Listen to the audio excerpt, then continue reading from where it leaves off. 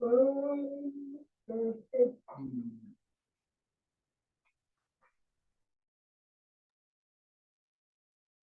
will be starting by 10 minutes after 10. Thank you.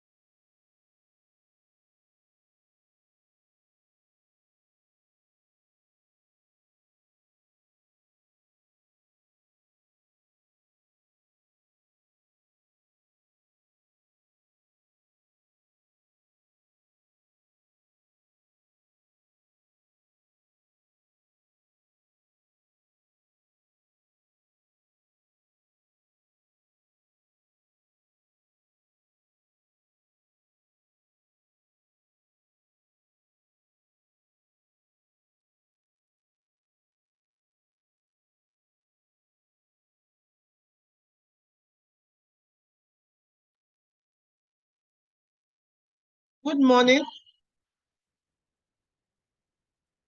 Good morning, the Executive Chairman of Apin, representatives from NAFTAC, and Apin members. We want to thank all of you this morning for finding the time to be part of this sensitization online training on GS1 standards.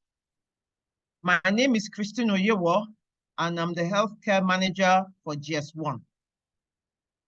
Today with me on this call, we will have Mr. Julius Adedoyin, who is the healthcare officer of GS1 Nigeria. We will also be having our opening remarks from NAFDAC, who will be represented by Dr. Gbenga Fajemirokun and Mr. John Kayode. So we want to thank all of us for being on time for this program. We know that we are all very, very busy people. So we will, as much as possible, try and be snappy about it. We're actually going to speak today about GS1 standards and about the implications with respect to regulation and what impact that will have on your operations. So thank you very much. So we're going to start first of all with the opening remarks by NAFDAC. Thank you. So good morning, everyone. Good morning, dear participants and co-facilitators, the facilitators from GS1 Nigeria. The journey on traceability is one that the agency is extremely passionate about. And the agency, has a plan, has set up a 5-year plan to kickstart the implementation of traceability for pharmaceuticals in Nigeria. We know and recognize that implementing traceability in Nigeria is a marathon, not a sprint. It's going to take some time for us to be able to get all the necessary infrastructure in place, to be able to do all those, ensure that every stakeholder in the supply chain is compliant. It will take some time. However, we have laid the building blocks, the foundation for ensuring that we are able to implement or make it a requirement to implement traceability for pharmaceuticals in Nigeria. We, as an agency, had come up with a regulation, and the regulation is in the process of being gazetted.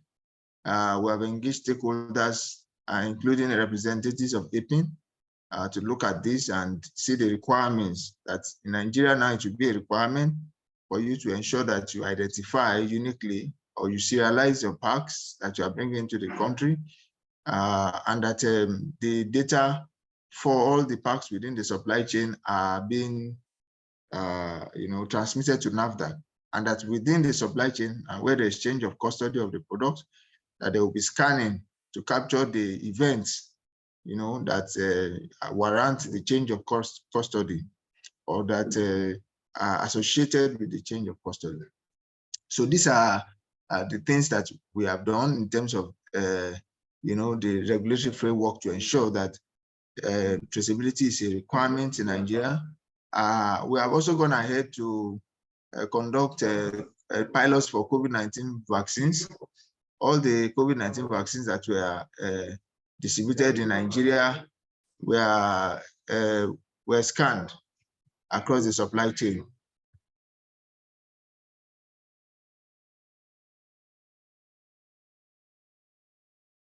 So we have ensured that all the vaccines that were scanned, that were distributed, the COVID-19 vaccines that were distributed within the public supply chain, that they were scanned. And we also have, started commencing pilots around traceability for anti-malarials, anti-tuberculosis, and anti-AIDS and HIV commodities in Nigeria.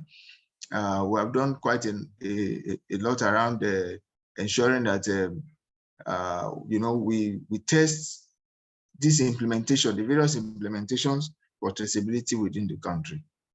NAFDAC is very committed to ensuring that there is traceability for pharmaceuticals, and the federal government of Nigeria, has come up with a policy for traceability, and all the activities of NAFDAC, all the interventions that we are putting in place and the things we are doing towards traceability is in line with the policy of the federal government for the traceability of pharmaceuticals. And that policy has been launched and signed by the Honorable Minister of Health since 2019. And our plan was based on that policy. So the commitment of the federal government of Nigeria and NAFDAC being the lead agency driving this implementation for the country is quite remarkable. Shows commitment and shows the intention of the government to ensure that we're able to secure the medicines and secure the lives of our citizens by ensuring that they get the right medicines, and that any medicine distributed within the supply chain can be tracked and traced.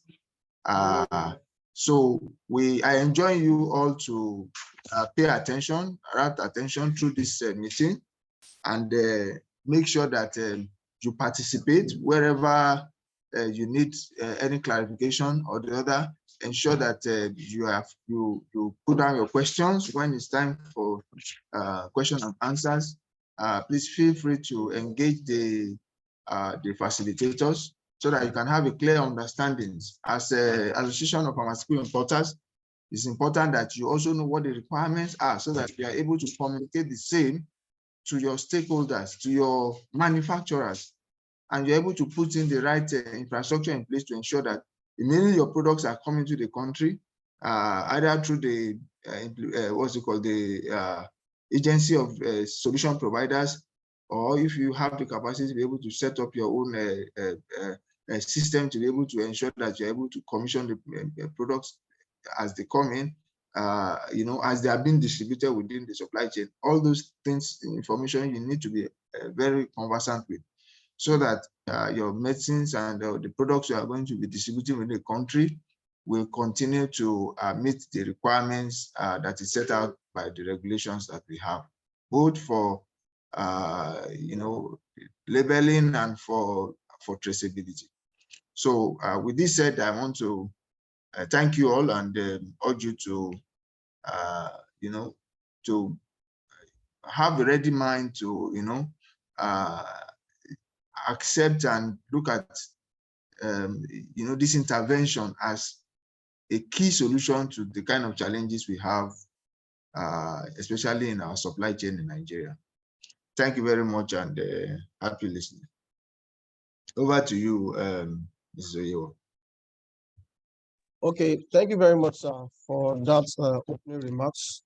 Thank you so much. So moving away from that, according to the agenda we have, so the next is just a brief introduction of GS1. So which I'm going to just tell you about the brief. Okay, GS1 is a global organization, and I'm going to be saying more about it in my slide. So permit me to share my slide.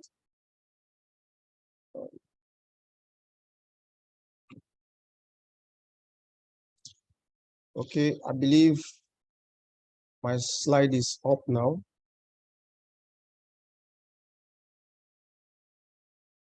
Okay, can you all see my slide? Hello, can you see my slide? Yeah. Okay, all right. Thank you very much. All right, so welcome to today's training on GS1 standards and traceability. So brief introduction, GS1 is a global organization. We have our head office in Brussels, Belgium, and we have other member organizations around the world. So if I say member organization, it means that as we have GS1 Nigeria, which is a member organization, so we have GS1 Ghana, GS1 Tanzania, GS1 Singapore, GS1 Germany, GS1 Australia, and the likes. Just think about any country and you'll be able to see GS1, operating with these standards in that country. So GS1 standard framework, for you to understand what is GS1, basically, we develop and we deploy standards for industries that needs these standards. This slide you are currently seeing is the overview of what you will be using to understand basic knowledge about GS1 standard. This standard can be divided into 3 parts, which is the identify, the capture, and also share. So if you understand these slides, definitely you won't have issues moving on with other slides and understanding what GS1 standard really means. So the first one, identify. It means that we can identify anything that probably wants to go, like say, or anything that assets, locations, documents, shipments, consignments, companies, and the likes, and even logistics. These identification keys can be used to identify so many things in the supply chain. So when you get this identification key, we can now encode them into what we call our capture standard. Our capture standard can be divided in we have the barcodes and we have the EPC enabled RFID. The meaning of EPC is electronic product code, and the meaning of RFID is radio frequency. I'll be explaining that what we have. So when you have this identification key, for example, you want to identify your company or you want to identify the location of your company, you can now get this identification key and capture them into what we call the barcode.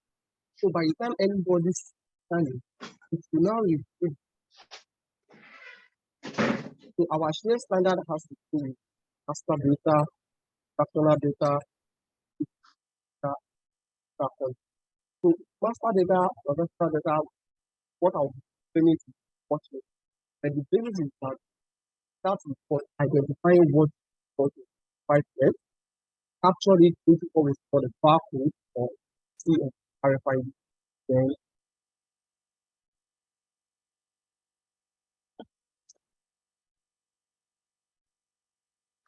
that will lead us to AI.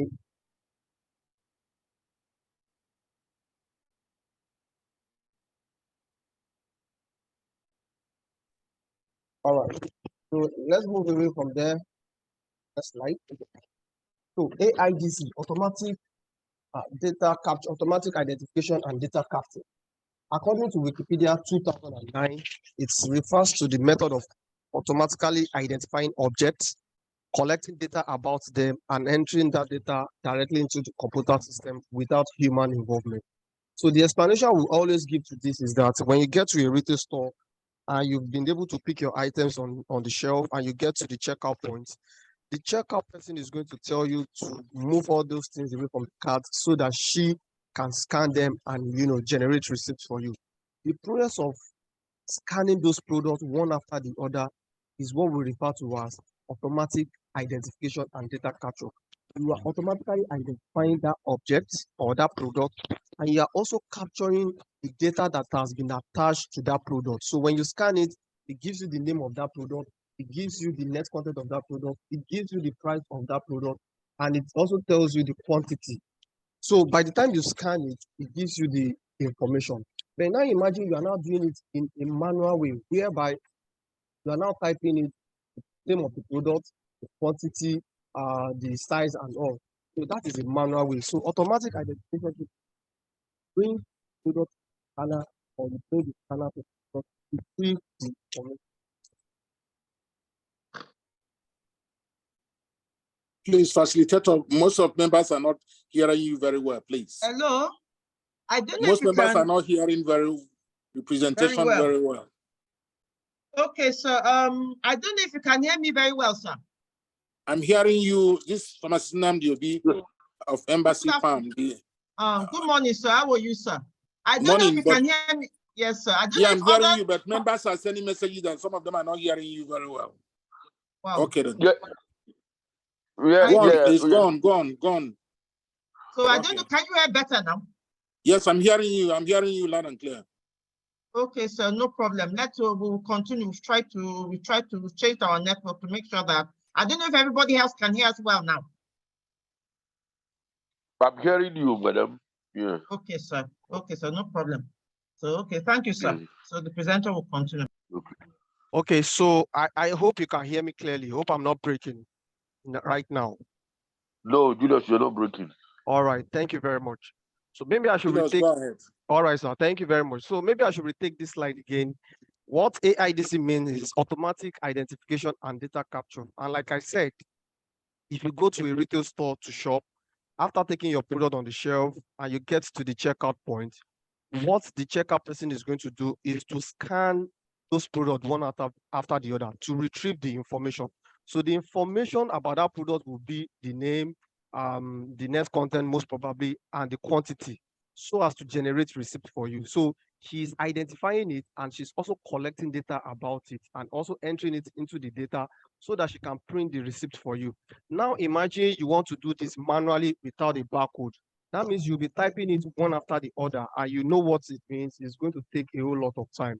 So AIDC is what is going to make everything seamless, and we are also introducing this into traceability. Now, moving away from there, we have different types of GS1 identification keys. Number one, we have GT, Global Trade Item Number. This is used primarily for products or anything that has a price tag that can be ordered, that can be sold, that can be priced. So as long as there's a price tag on that thing, the only identification key you can use is Global Trade Item Number.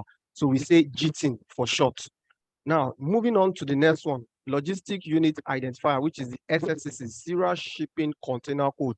This is basically used for logistic purposes. So if you are moving pallets, for example, from the factory to the major distributor, on that pallet, what you can use to identify that pallet is a Serial Shipping Container Code, SSCC, so that when anybody scans it, it will have been packed in a way such that you will know what is on that pallet. It is basically for logistic, to identify logistic items.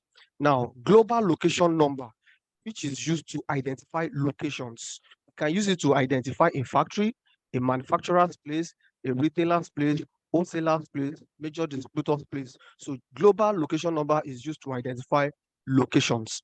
Now, when it comes to GSRN, Global Service Relation Number, this is used to identify persons in the supply chain. It can be a warehouse manager, it can be a supply chain manager, it can even be a patient, it can be a doctor, it can be a nurse, it can be a pharmacist. So this is used to identify people. So I'll be explaining it, how you can use it to identify as we move ahead with this training.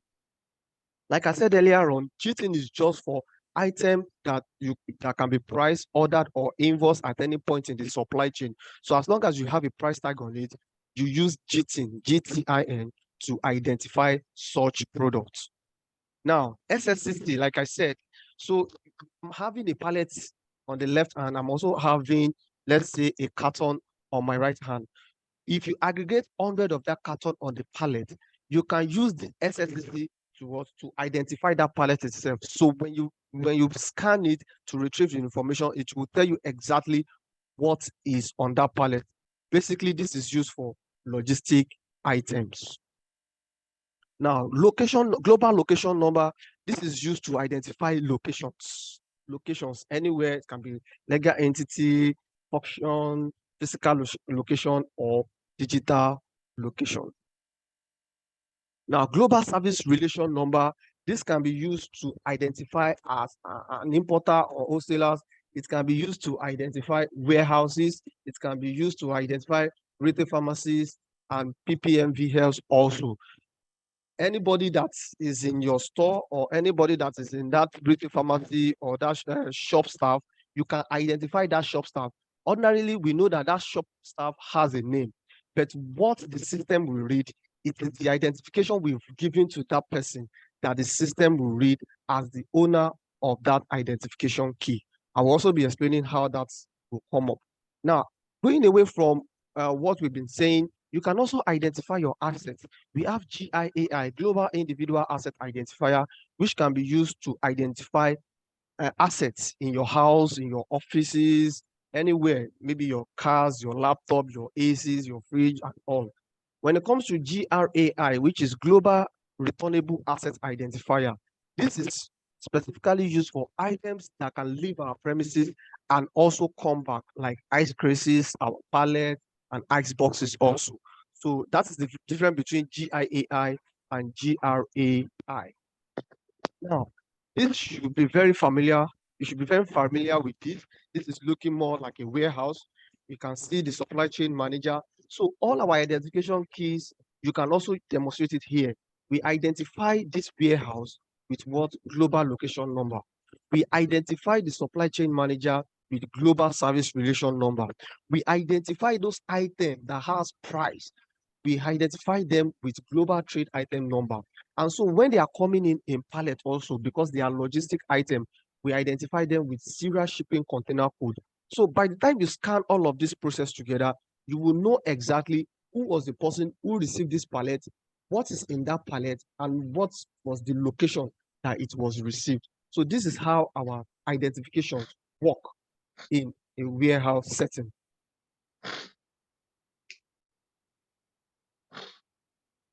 Please, I want to ask a question again. Please, can we all hear? Very well. Hey, man, we're hearing you. We're hearing you, man. Okay, sir. Please, did you hear Julius as he was speaking? Yeah. Yeah, we had him. I was hearing him. Okay, thank you. Because somebody said that we want to make sure that the network problem is not from us. I'm not hearing everything. I'm not hearing everything. Okay, ma. Well, you know, we're recording the training. So for maybe those few of you who are not hearing very well, I don't know if you are saying it keeps on ceasing. Okay, I don't know what is going on, but we're making a recording of this training. So for those of you who may not be hearing us well, I don't know, ma, if you can hear me as I'm speaking now. You are saying the presenter is I can hear you now. I can hear you now. okay. You are saying that somebody is saying the presenter is a bit fast. So Yes. okay, it's all right. No problem. Sorry about all that. So we'll continue. Thank you. All right, so I will try as much as possible to slow down. Thank you very much for calling my attention to that. All right, so next slide now. This is looking more like what you are also familiar with. Please, can we all mute, please? Meet another pharmacy, right?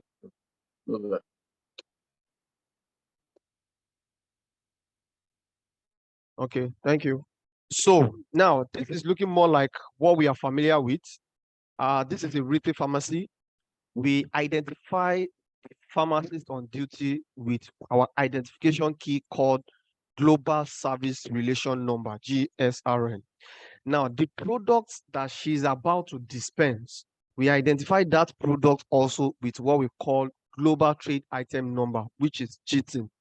Also, the location of that retail pharmacy, we also identify it with Global Location Number, GLN. So we are identifying the process of what is currently going on in that retail pharmacy. So if anybody comes in there to get a particular drug, she will have to scan her own GSRN, scan the GLN number, which is the location number, scan the GTIN also, and tie it together. So we'll be able to know who was the pharmacy on duty that dispensed this particular drug at this location. That is what the identification key will give you. It will give you the visibility because we are identifying everything that is going into the supply chain. Moving it from that, go to AIDC. I've explained AIDC before, and we have two types of data carriers. We call them data carriers because they carry data. For example, like the barcode or RFID, they are our capture standard. Our capture standard can be divided into two, the barcode and RFID. And we also call them data carriers because we encode data into them so that when anybody scans it, or maybe when there's a reader that reads it, it brings the information out. So for barcode needs a line of sight. So that is why when you go to a retail store to shop, it's either the checkout person brings the products to the scanner or the scanner to the product. Why? She wants to retrieve information about that thing she's scanning. But when it comes to RFID does not need a line of sight. So this is how it works. So there's RFID tag on those products, and there's RFID reader at the top corner of a particular warehouse.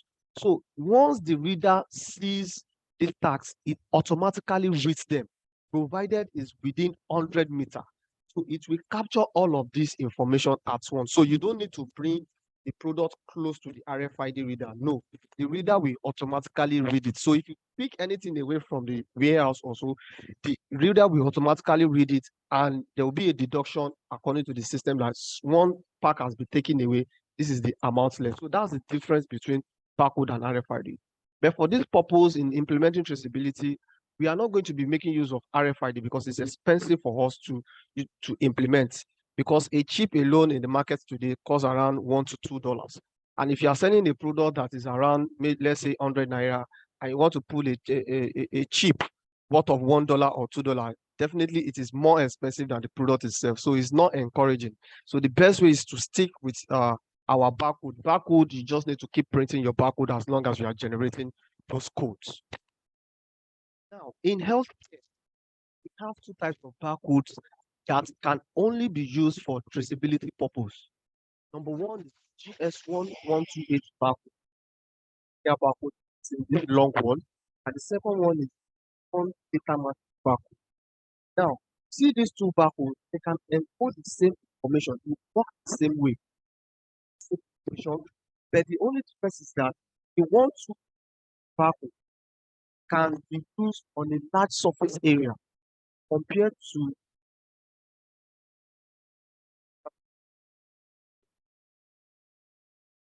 I have secondary parts. Secondary parts are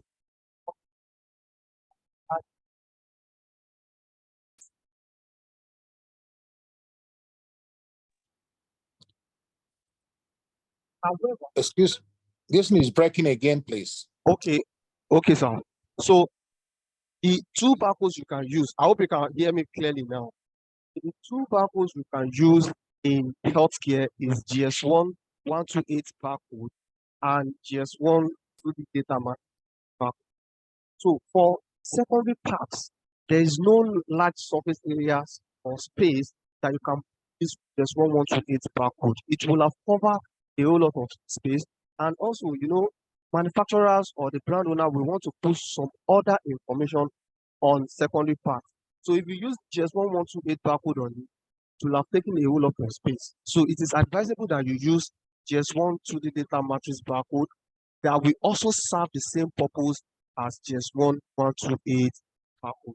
So when you now have a large surface area, maybe on shipper, maybe on carton, maybe pallet, then you can now use GS1128. It can encode information such as the GTIN, the expiry date, the batch number or lot number, and also the serial number, which is going to uniquely identify each secondary pack. Now, how will I even know? Scanner wants to detect because there's what we call AI, application identifier. What you are seeing inside the bracket is what we call application identifier. If I'm seeing a 01 or if the scanner is seeing a 01, the scanner sees it as GT. If I'm seeing 17, the scanner sees it as what expiry date. If it sees 10 in the bracket, the scanner sees it as batch or lot number. And you see 21, it sees it as serial number. Somebody may ask, what is the purpose of this serial number? In a batch, they will have the same GT, they will have the same expiry date, and they will have the same batch number. But you see that serial number, the serial number is the one that is going to uniquely differentiate a particular secondary pack from another secondary pack. Why am I mentioning secondary pack? According to the draft regulation by NAFDAC, the traceability is at the secondary level. So that is why I am hammering more on secondary pack. So traceability at the secondary level, and we are going to be identifying each secondary pack with a unique serial number. So look at this slide. As you can see this image, this question is this a traceable product? The first thing you need to ask yourself is that, how will I know that this particular product is traceable? On the screen, you agree with me that we have three types of barcodes here. We have what we call the QR code, we have what we call the 3D data matrix barcode, and we also have the EAM barcode, which is used at the point of sale. So this barcode you are seeing currently that has 3 squares at the edge is QR code, quick response code. You will have seen it on some products. This is just used for marketing materials. If you scan it, it can take you to the website of the manufacturer or the brand owner to see more information about that product. Now, when it comes to this point of sales barcode, which is the EAM barcode, you use it at the point of sales just to retrieve the information and the price and sell. Now, the last one here that contains this GTIN, the lot number, the expiry date, it is the barcode that can be used for traceability, which is the 2D data matrix barcode. However, it is not only that you only identify that once you see a 2D data matrix barcode, it is a traceable product. No, there are some things you also need to identify first before you can agree that it is traceable. Number one, must have GTIN, which is the GTIN you are saying now. It must have the lot number or the batch number, which is this, must have expiry date, which is this. And the last one, which is the serial number. Now, we are not sure if this is a serial number or not, because the manufacturer has been able to identify it by writing it out that this is GT, this is lot, and this is expiry date. But he couldn't identify if it is serial number or not. So in this situation, we may say that it is not traceable because it has not been able to identify if this is a serial number. However, the app we are using for this traceability pilot, you can use it to decode a particular barcode. Even if all of these expiry date, GTIN, and lot number, they are not there. All you just need to do, decode it first. Once you decode it, it will now bring out the information that has been encoded into the barcode. So if it contains all of the four features, the GTIN, the lot number, or the batch number, the expiry date, and the serial number, then you can now conveniently say that it is a traceable item or it is a traceable. Moving on to the next one. Now, which barcode do you think is this, and which one are you going to? Sorry about that. So, if you look at this barcode here, we have one here. This is the 2D data matrix barcode, and we have another one here, which is the normal EAN barcode that you use for point of sales. Obviously, like I said earlier on, this is just for the point of sales. This is the one we will be using for traceability. And this pack has the GTIN. Some people may say it is PC, but we know it is GTIN. This is the serial number, this is the expiry date, and also this lot or batch number. Once it contains all these four information, then you can say it can capture the traceability event from this particular product. Mind you, you cannot scan this point of sale barcode, this EAM barcode, you cannot scan it for traceability because it cannot encode all of this information. It can only encode just this GT. And according to GS1 standard, only barcode that you can use for traceable items is either GS1 128 barcode or GS1 2D data matrix. Now, this is just for us to express it more that we have different types of barcodes that we give out to our members, but the only one that is recognized in healthcare is GS1 128 and GS1 2D data matrix barcode. Now, at each level, we try as much as possible to identify objects, to identify products, and give them unique identification key. Now, the first one, which is the primary package, let's assume this is a cough syrup, for example. I'm going to be identifying it with a particular unique identification, which is going to have the GT, going to have the part or lot number, the expiry date, and the serial number. So if I now aggregate four of these inside the secondary part, I will need to do okay. The reason is because if I say identity that I've put on primary and I place it secondary, if anybody is scanning it, it will only be telling them you are still scanning a product. Meanwhile, this is the secondary part that is housing for that item. So at each level, quickly identify it so that you will not be confusing the person that is identifying that product or that want to scan that product. Also, moving to the next level, maybe at the tertiary package or the case part, now I get 6 of this secondary part side paper or case. You will also need to put what we call an identification key there. So by the time I'm scanning it, it will tell me that I have 6 secondary parts inside this case. It's going to be unique identification key is going to be different from the previous one. Now, if I go down to the next one, which is the palette also, maybe I've been able to aggregate 100 of that case on palette. I would need to also put make identification here or tell that person that we scan that we are scanning a pallet, and on this pallet we have 100 cases pallet. Now, like I said earlier on, person are carrying every data matrix. At the second data matrix back, then when we got the case level, once we have a first step, that's something that we are able to do for the call on and also on pallet, we're able to use GS1, 1, 2, 8. Now, moving away from there, human readable interpretation. What does this mean?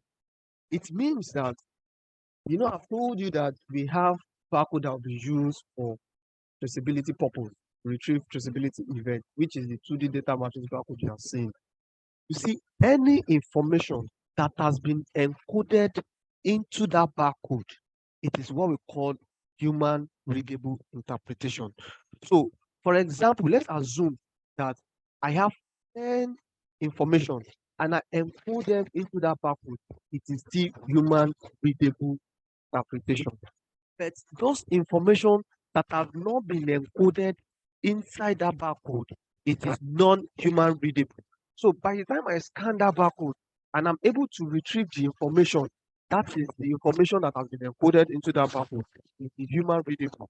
But all of this information, like the manufacturer's name, the address, the telephone number, the email address, they are non-readable because it has not been encoded inside the barcode. I know you will have a lot of questions popping up in your mind. Don't worry. After this presentation, I'll be ready to entertain your questions. Please just kindly note them down so that you will not forget them. Now, traceability. In GS1, there's this slogan we say that safer, more efficient care starts with a simple scan. So what it means is that if you want to have a safer, more efficient care, it starts with you and I. I have to scan because I am shipping to you. You have to scan because you are receiving from me. You have to scan because you want to ship to the next downline. The next downline we have to scan because he also wants to receive. Like that, till it gets to the retail pharmacy and you have to dispense. So we can know the history, how this product has been able to move from one location to another. So if, for example, we want to do a recall, we will know the last place that particular product was scanned. So we will not be running here and there to start looking for the product. We will just check our system and see that, okay, it was last scanned in particular local government at this facility. So it's just a call away, and please retrieve this particular product that has this batch number from the system, and it will be very efficient and very, very effective. Now, traceability. If you are going to be defining traceability, there are two keywords you must not omit: track forward and trace backward. Track and trace.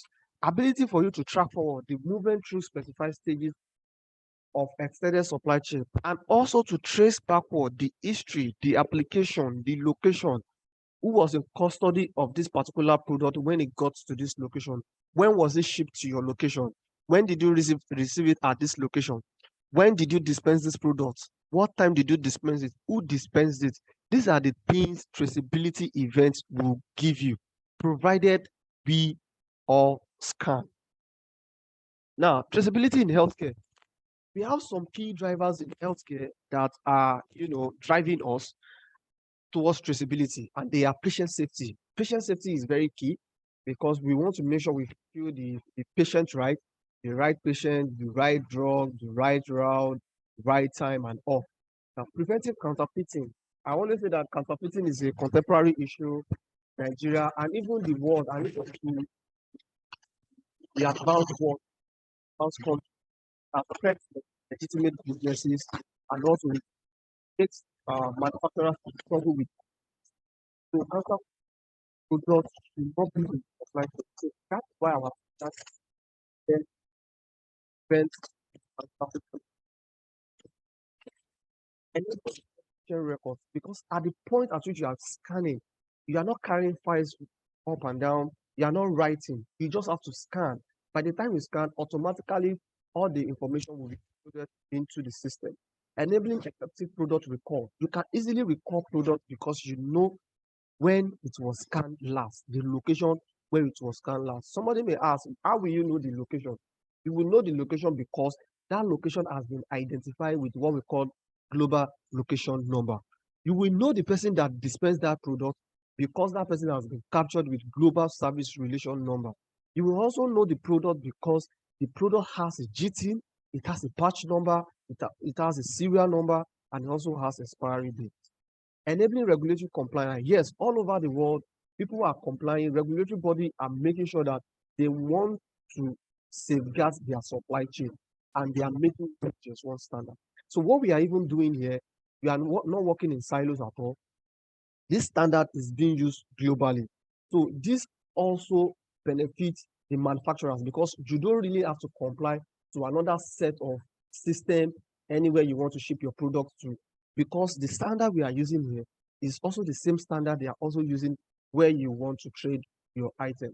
Enabling, enhancing business processes also, maybe inventory management, optimize supply chain efficiency, and also e-procurement. Now, this what you're seeing next slide is just stories, but I will try as much as possible to summarize them. What we want to do is that we want to make sure we want to identify everything that is going into the supply chain, such as the physical locations, the patients and caregivers. We want to have agreed master data, agreed master transactional data, and event can be able to trace them. We can be able to keep them so that we can ensure the rights of patients. Patient electronic record is also possible. Counterfeit products are detected when they are about to come into the legitimate supply chain. And of course, product recall will be very, very fast, efficient, and very effective. EPCIS as a standard, electronic product code information system. You see, the only solution, the only definition I will give you that you understand this very well is that the app we'll be using for the pilot or eventually for the traceability is going to be built on what we call this EPCIS. It gives us the visibility of events as things are moving from one location to another. So if you are going to be, if NAFDAC is going to be telling you that this is the application you are going to download for you to create events, that application is based on what we call EPCIS. Now, traceability events, how do you capture them? Now, according to the draft regulation by NAFDAC, it was written there that for every manufacturer, you have to commission your product. What's the meaning of commissioning? Commissioning simply means that you are creating awareness that this product has come into existence, it has come into life, and it's about to go into the supply chain. Now, traditionally, what manufacturers do is that the moment they produce their products, they do packing and they do shipping. That is what they do. But now you realize that commissioning is coming before packing and before shipping. So what they have to do is to commission all of these products. So you commission them by, after producing this product, you put 2D data matrix barcode on these products with all the element string, the GT, the expiry date, the lot or batch number, and also the serial number. All of those products, you commission them. By the time you commission them, that information will be sent to NAFDAC repository. So NAFDAC will be aware of that product that is about to enter into the supply chain. What is the implication of you not commissioning? The implication is that if you fail to commission, by the time it moves into the supply chain, the system will not recognize that product at all. And it will be flagged as product that is not meant to be in the supply chain. So for all manufacturers, you must commission your product. Then you will now do packing. Then when you're about to do the shipping also, the shipping event is that you are shipping to your next downline. So you need to have their GLN and also scan your own GLN, then you ship the products to them. NAFDAC will also have a copy, like capture those events that you ship to the person. Upon getting to the distributor or the wholesaler, for example, that person also must scan that he or she has received those products. So by the time she scanned that she has received those products, NAFDAC is also aware of that information. in their repository. So NAFDAC can tell you that I know that manufacturer A or importer A that imported this product got to Nigeria as at this point, and then he now ship it to this person, which is downline, and the downline also has also received it. So you can see the journey is being mapped out already. And I can also assure you that this training we are also giving you, we've also trained the Nigerian customs. So Nigerian customs is also aware of this implementation. So for example, as importer now, when you get your product at the port, for example, upon getting there, the custom officers there, we have to also inspect your product. They will have to scan. By the time they scan your product, if it has been commissioned before getting to the shores of Nigeria, definitely the customs will allow you. But if it has not been commissioned, it will flag it off that this product that you're about to inspect is not in the system. And obviously, the custom officers will not allow the product to leave the port already. So we are trying as much as possible to make sure that we educate those stakeholders that will be involved in this traceability implementation. So at this point, when the OSOLA receives this, what he also do, he does the receiving, he does the unpacking, then the packing again, then ship to maybe probably a retail pharmacy. On getting to the retail pharmacy, we have to do what we call the receiving, unpacking in the sense that you open the shipper, or let's say the carton, and you display this product on your shelves for patients to come and buy, obviously. Then at that point, maybe when the patient comes in, the prescription is there, and you want to scan to dispense. You scan to dispense, it will also be captured again, and this information will be sent to NAFDAC. And then that is the end of the product because it has been dispensed and it will be decommissioned. So it starts with commissioning when it comes into existence, and it ends with what decommissioning when the product is no longer in the supply chain. Now, somebody may now ask this question that what if people, maybe let's say fakers, you go and take all these product secondary packs that has been used, and you know that those code on those product packs have been registered with NAFDAC. Then you now bring all those secondary packs, you put in your own fake items there, and you return it back into the supply chain. Yes, it is possible. Fakers can do that. But our system has been built in a way that even if it's about to enter into the supply chain, it will be detected. How? So by the time you now return it back into the supply chain, provided that person who wants to get that product into the system scan the product, what the scanner will be telling you, or the information you will get from that scanning, is that this product has been dispensed at this particular location and has been decommissioned and is not meant to be in the supply chain. And immediately you are doing that, NAFDAC is also having a copy that somebody is scanning a particular product that has been decommissioned in the system. So what is going on? So if you scan the product, you will know if you are getting the right product into the system. But if you fail to scan, there's no way you want to detect if it is fake or not, or if it is a substandard product. So that is why we are saying that safer and more efficient care starts with what? A simple scan. Every party must scan. Now, building blocks of traceability. Number one, unique identification. What this simply means that for everything that wants to go into the supply chain, we must uniquely identify them, the product, the logistic unit, the location, and what have you. Then by the time you identify them, you now put them into what we call barcode, which is our data capture. You put them into barcode. Then moving forward, you will now see, as people are scanning, you'll be seeing the physical flow and also the information that is attached to it. Are they doing shipping? Are they doing receiving? Are they doing shipping or receiving? Are they dispensing? All of those information will be attached to it as those products are moving. And at the end of the day, there's what we call data communication, whereby you share the data. And if you want to retrieve the data can be retrieved so that we'll know how did this product move, who was in custody of this particular product at this point in time. So these are the building blocks of traceability: unique identification, data capture, links management, and data communication.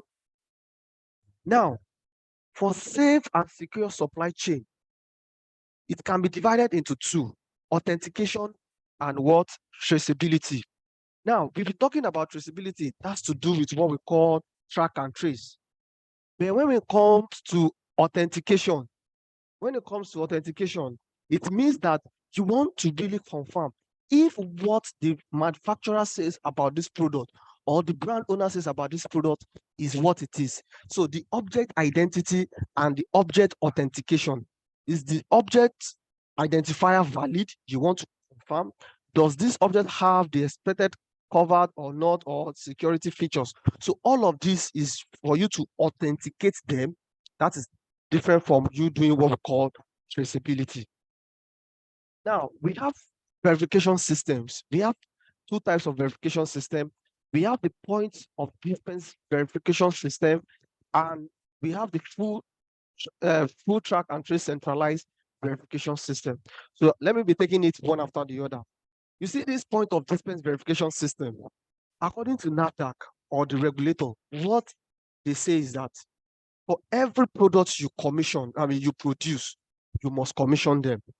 So for example, you as an importer, you need to tell the manufacturer that this product must be commissioned first before they get to the shores of this country. So by the time they are commissioned, those numbers or those codes will be sent to a verification repository sitting down there. So by the time it gets to Nigeria, for example, this custom will do what they are supposed to do by verifying it if those products has been commissioned already before it comes to Nigeria. So once it's commissioned, then as it's now moving from one location to another, scanning will not take place. Let's assume from the port to the wholesaler, scanning will not take place. Wholesaler to the distributor, scanning will not take place. From there to the retail pharmacy, scanning will not take place. But when it now gets to the point at which the retail pharmacist on duty, the pharmacist on duty wants to dispense, that is when she will now have to scan that product and confirm if what has been sent earlier on by the manufacturer is the same thing with what she's also scanning in her hands. So she will have to verify it. So if there's a difference, then it will flag it. But if it is the same thing, then it will check it like this is a legitimate product, it is intact, and it is safe to dispense. But when it comes to the full track and trace centralized verification system, this one is what we'll be implementing in Nigeria, no doubt. At every point in time, you must scan. From the manufacturer to the distributor, you must scan. When the distributor receives it, he scans that he has received. When the distributor ships to the wholesaler, he scans that he has shipped. When the wholesaler receives from the distributor, he also scans that he has received. When the wholesaler scan were shipped to the retail pharmacy or hospital pharmacy, for example, he will also have to scan that he is shipping to retail pharmacy. And when the retail pharmacy also receive it, he will also have to scan that he has received. All of this information are being submitted into a verification system, a repository system handled by the regulator. So the regulator can see the movement, they can see the journey, they can see the history. And at the end of the day, when you want to dispense, you also do your scanning. So this is what we'll be implementing in Nigeria. At every point, you must create the event. Either you are commissioning, either you are shipping, either you are receiving or dispensing.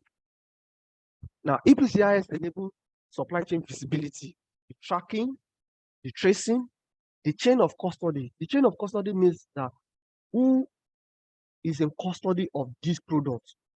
Who was the supply chain on duty when this set of pallets were received? You can identify that person. You can also use it to manage your inventory. And also when it comes to recall, you'll be able to recall your product because you know where was the location that particular product was last scanned. Then the four data dimension of EPCIS events, it is, or sometimes we say the 4 W's of traceability: the what, the when, the where, and the why. The what is what object exactly? Is it paracetamol, antibiotics? Is it any drug you can think about? We want to identify that drug or that product itself. When did this event take place? It's going to be capturing the date and the time. Where did this event occur? That means we've been able to identify your location. We know your location, where it occurred. And why is it taking place? It's taking place because you want to do your business, you are doing your shipping. You want to do your business, you are doing your receiving. You want to do your business because you want to dispense these products, and that is why it's taking place. So those are the 4 W. Now, this is a case study of Turkey. Turkey is the first country in the whole wide world to implement traceability, the full track and trace traceability. And they were having challenges in their system at a point. And Turkey came up with this idea of implementing traceability with GS1 standard. There's this healthcare insurance scheme that Turkish governments do for their citizens. And so they realize that so many money is going down the drain and they're unable to trace all of these products that are moving in their supply chain. Counterfeit products are coming in, counterfeit products are affecting the legitimate people and the like. So they thought about, okay, how can they handle all of this such that they will know who are the people, taking these drugs, who are the people buying these drugs, who are the key stakeholders in this supply chain and all. So they were able to use GS1 standard to implement traceability. And at the end of the day, they were able to achieve what we call safe medicines and prevent counterfeiting. Because how do they prevent counterfeiting? They were able to prevent it because the law says that you must commission your product. And if you commission your product, every year we have the commissioning events in their repository. So any product that is moving in the supply chain and has not been commissioned, it will be flagged as product that is not meant to be in the supply chain. They prevent resale of medicine. Obviously, you will see some medicine in Nigeria not for sale, and you will still see people buying that kind of product. So they have been able to reduce, prevent it totally. And when it comes to diverting products or diverting drugs also, because if you divert drugs from one location to another, there's a particular location that is meant for that product. If you scan it in another location, it will be seen as diversion, obviously. Now, they prevent the sale of expired medicine, they preventing drug shortages. So you also know that, okay, this is the scanning that is taking place in this particular region in a month. Obviously, they will need same amount of products in the coming month. So there will not be drug shortages for people to buy because you already seen the scannings as people are scanning. Then there's quality data for insurance. This works well for importers, for manufacturers, in the sense that when people are scanning your products, you will need to know, are they scanning my product well in the Southwest? Because the scanning will give you the information that this is the location they are scanning your product. So that will now give you the opportunity to think about it like, if they are scanning my products well in the Southwest, that means I'm selling well. But in the northern part of the country, they are not really scanning it. It shows that they are not buying your product more, or your product is not well known in that region. Then you can come up with your marketing strategy on how you can enter the northern parts of the Nigerian market and sell your product. So that is also an opportunity for importers to also see how people are scanning their product as it's moving across the supply chain. It provides statistics to develop policies on rational medicine use, that enables pharmacovigilance, obviously, which is one of those things NAFDAC is trying to implement, pharmacovigilance and also strategic planning. So all of this you'll be able to achieve the right product, right time, the right place, at the low cost. So with all of what I've been saying for more than 40 minutes now, traceability is what is going to give us the visibility about how products are moving from one location to another. I would like to encourage every one of us that we should try as much as possible to key into this. Nothing comes easy because this thing, it takes time. That is number one. It takes our commitment and all. We need to scan. If we are not scanning, we are not creating events. And if we can scan as much as we can, the event will be seated with NAFDAC, obviously, and it will give us the idea of how we can improve our healthcare system, how we can reduce counterfeit products. And with that, we can have a better Nigeria, and the coming generation will also appreciate what we've been able to do. Thank you.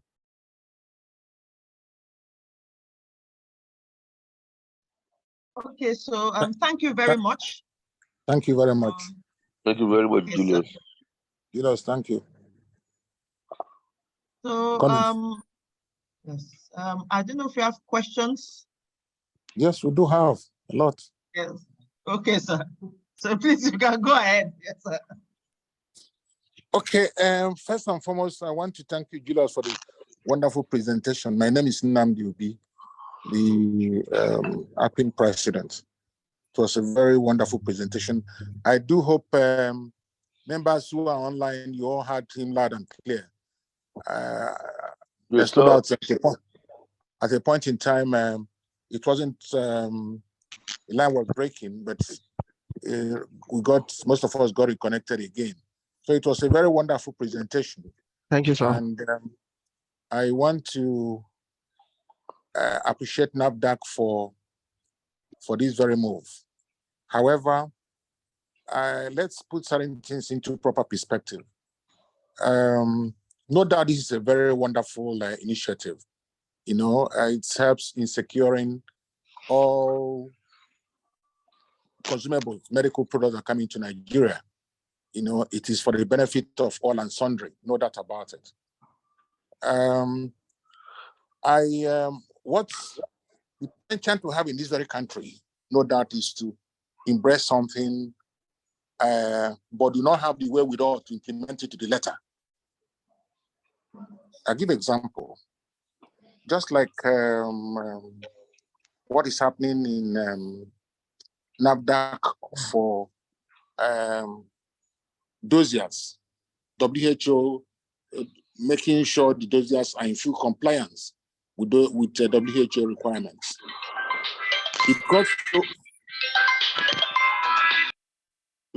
got obvious to everybody, including NAFDAC, that they hadn't the requisite personnel to implement that.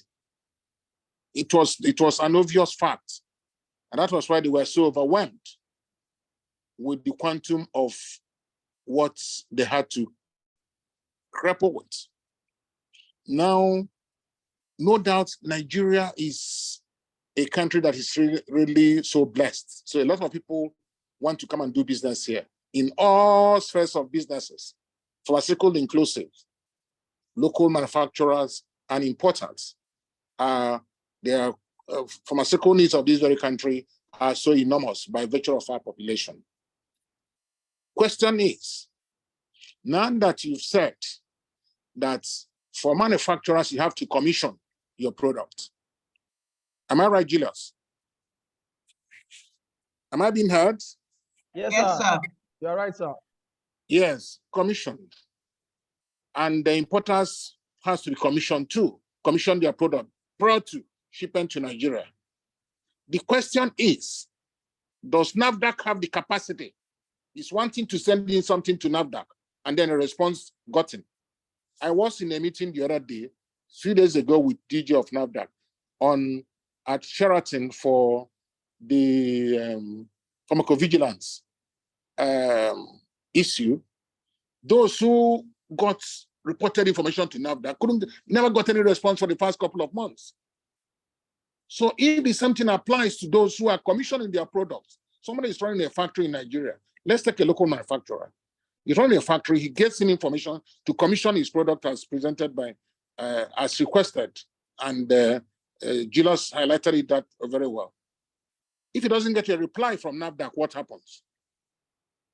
He waits endlessly, taking cognizance of what it takes to manufacture a product.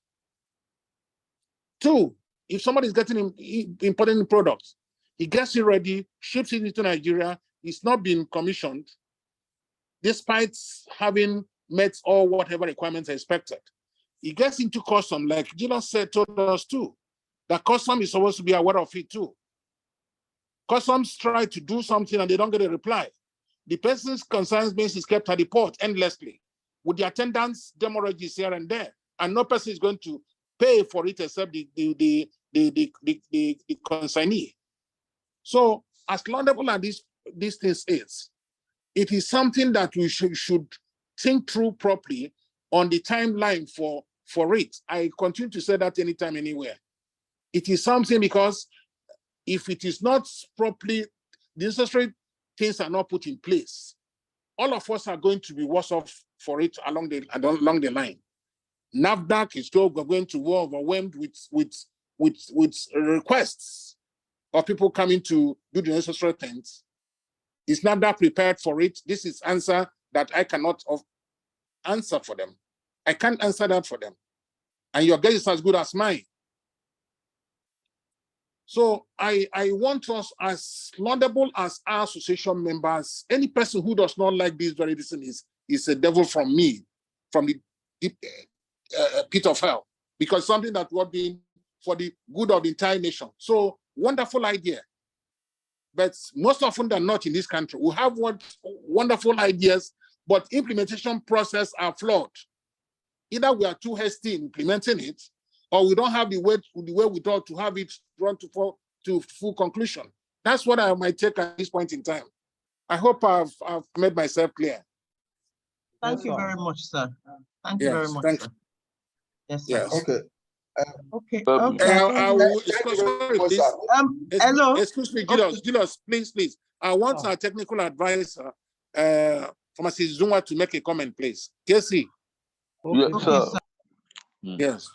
Yeah. Good day, all. Morning, sir. Thank you, Christian. Thank you, Julius.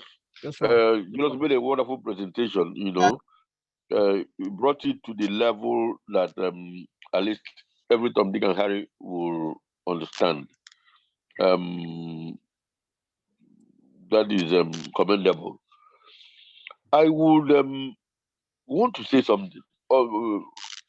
Our president, Oga, has said most of the things, because it is not in enunciating laudable programs, but in the efficiency to carry them through, in efficiency to carry them through.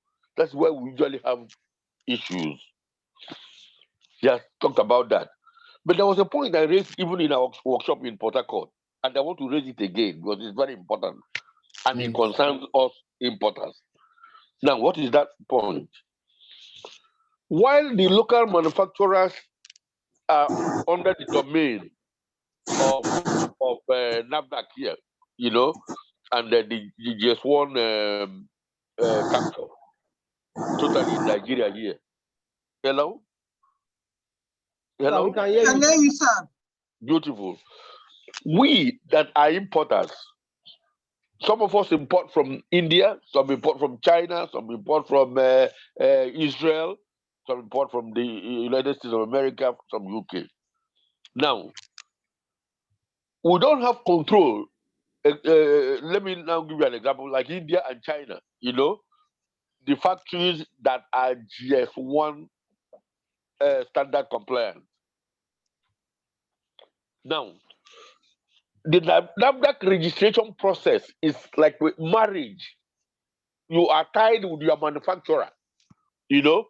Divorce is almost, in fact, it's like a Catholic marriage where you need the Pope for a divorce. If you want to change, its source, you are as good as starting a new registration. So it's as good as starting a new registration than changing source. Now, if I'm importing from supplier A, a manufacturer, and he's not GS1 compliant, because of the fact that he's not GS1 compliant, and he cannot go and invest all the monies involved because of the quantity I'm importing from him, which means I need to now move my product to a company that is GS1 compliant. Now, which means I'm changing source.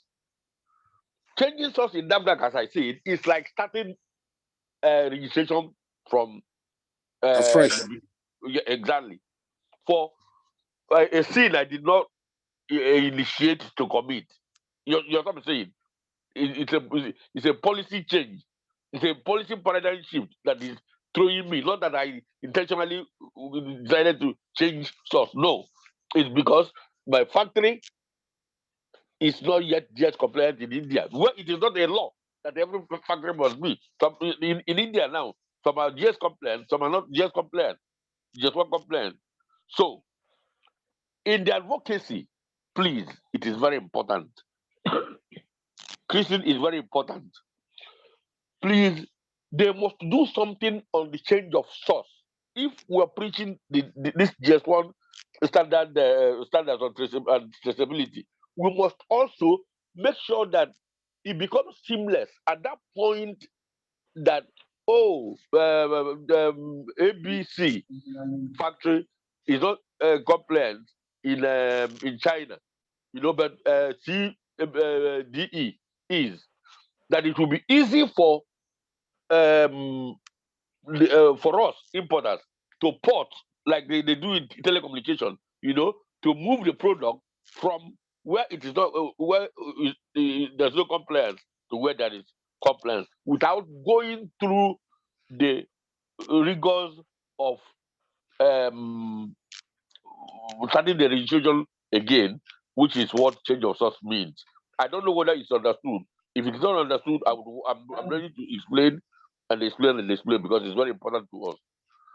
It's well understood, sir. So I don't know, Mr. Kayode, I don't know if you want to take because I saw that you wanted to answer the questions. So I don't know. Okay. Okay. Sorry, good morning. Kayode, before you come in, please let me just make a very brief Good comment. morning, sir. Yeah, good morning, Christine. Good morning, Mr. Obi and Mr. Uizunwa and all the Apin members on the call. Thank you, Doc.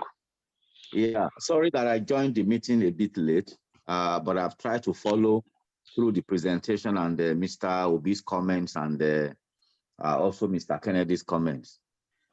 Quite frankly, NAFDAC appreciates the apprehension that we are seeing concerning the fact that we know it's a new dimension that these are new steps that we are taking, particularly with regards to making sure that the supply chain, the pharmaceutical supply chain, is secured. And we expect that there will be quite a number of concerns, in certain areas. But I want us to please make sure that that the information we put out to our members are factual and verifiable information.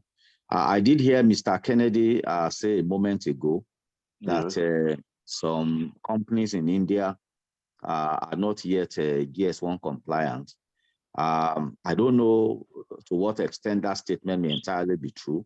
All we know at NAFDAC is that all products that come in from India at the moment are barcoded. As a matter of fact, we understand that no product may leave India, no pharmaceutical product, that is, may leave India without the barcoding. So with regards to that, we would say that GS1 compliance is one of them, and everybody will agree that quite a number of our products, majority of our products, come from India and of course from China as well. I will also want us to, Mr. Obi, the president, in his own remarks, also did say that we needed to approach it very, very carefully.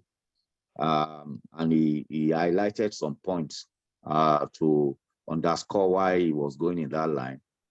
But I also want us to believe that we need to start from somewhere. The public sector pilot that we had with the COVID-19 vaccines was everybody will agree that it was a huge success, to the extent that at a point NAFDAC was identified, I think in addition with one of the Asian countries, as the only countries that were actually track and tracing COVID-19 successfully. And that was a pilot that was done. Now we're moving into the pilot concerning the private sector. And as I speak with you, quite a number of the AP members probably would know and probably will have received invitation. That's those who deal in narcotic products anyway, that will be having a stakeholders meeting with our narcotics importers and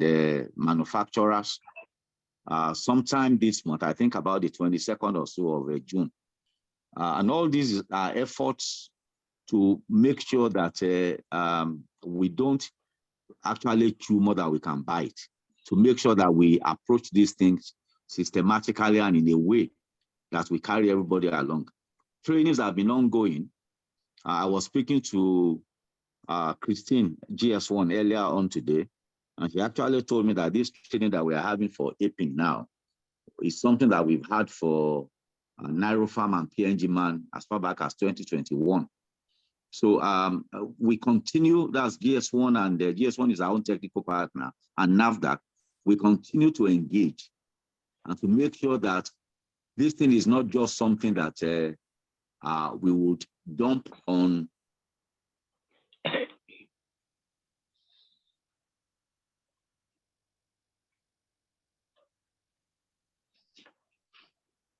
Hello. Hello, Doc, we're not sir. hearing you again. Hello, We're not sir. hearing him again. Hello. Hello, sir. Okay, I suspect that maybe he had network issues and we can't hear him. Yeah. Maybe we'll be Is that back. Julius? Is that No. Julius? No, Mr. No, it's Kayode of Kayode. NAFDAC. Dr. Mr. Tejimiro, Kayode of right? Mr. Kayode of NAFDAC, the TWG lead. No, sir. Yeah. Yes, sir. We're not hearing Hello, sir. him again. Is he back? Can you hear me?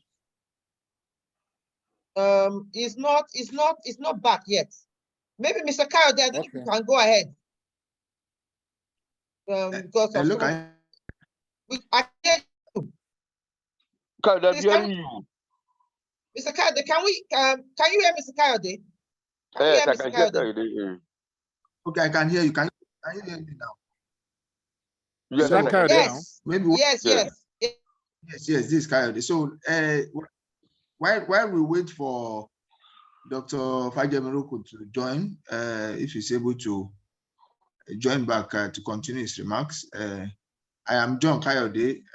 Some of you will know me. I am the lead. I'm the technical lead for driving implementation of traceability in Nigeria. I work with the NAFDAC Traceability Office, and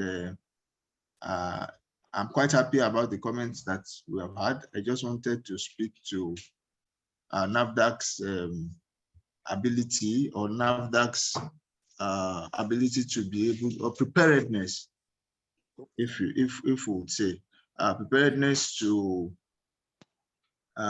be able to implement the traceability implementation. So, like Dr. Fajemiroku mentioned earlier in his comments, we already have conducted pilots and we are currently conducting additional pilots. We have put up the necessary infrastructure. And then based on the comments that were made by the president, we put up electronic processes to ensure that there's efficiency in operations. The implementation of traceability is an electronic process. It is something that is targeted at having automatic identification and data capture via electronic transmission. With the right infrastructure in place, when you commission your product, it is an electronic transmission. It's not waiting for anybody. It's not relying on somebody to give a particular permission. It is system-to-system integration. So when you commission a product, it is automatically transmitted. It's like you are sending a mail. So it automatically appears on our dashboard. So it's not like, you can't compare that to maybe a process like dossier review, like you mentioned, that requires that somebody sits down, looks at the applications, make comments. No, traceability in the first place is an electronic, is an IT-driven, technology-driven intervention that is supposed to run seamlessly. So I just wanted to make that clarity so that you understand that for commissioning, there wouldn't be a problem. Once we put the right infrastructure in place, once the stakeholders, have the right integrations, it's going to be easy. And like we say also, solution providers also are going to be providing solutions. And for even the fear of Kennedy, you see, we understand that when you bring, even when we did COVID-19 vaccines, pilots, not every pack that was coming from outside the country, were serialized.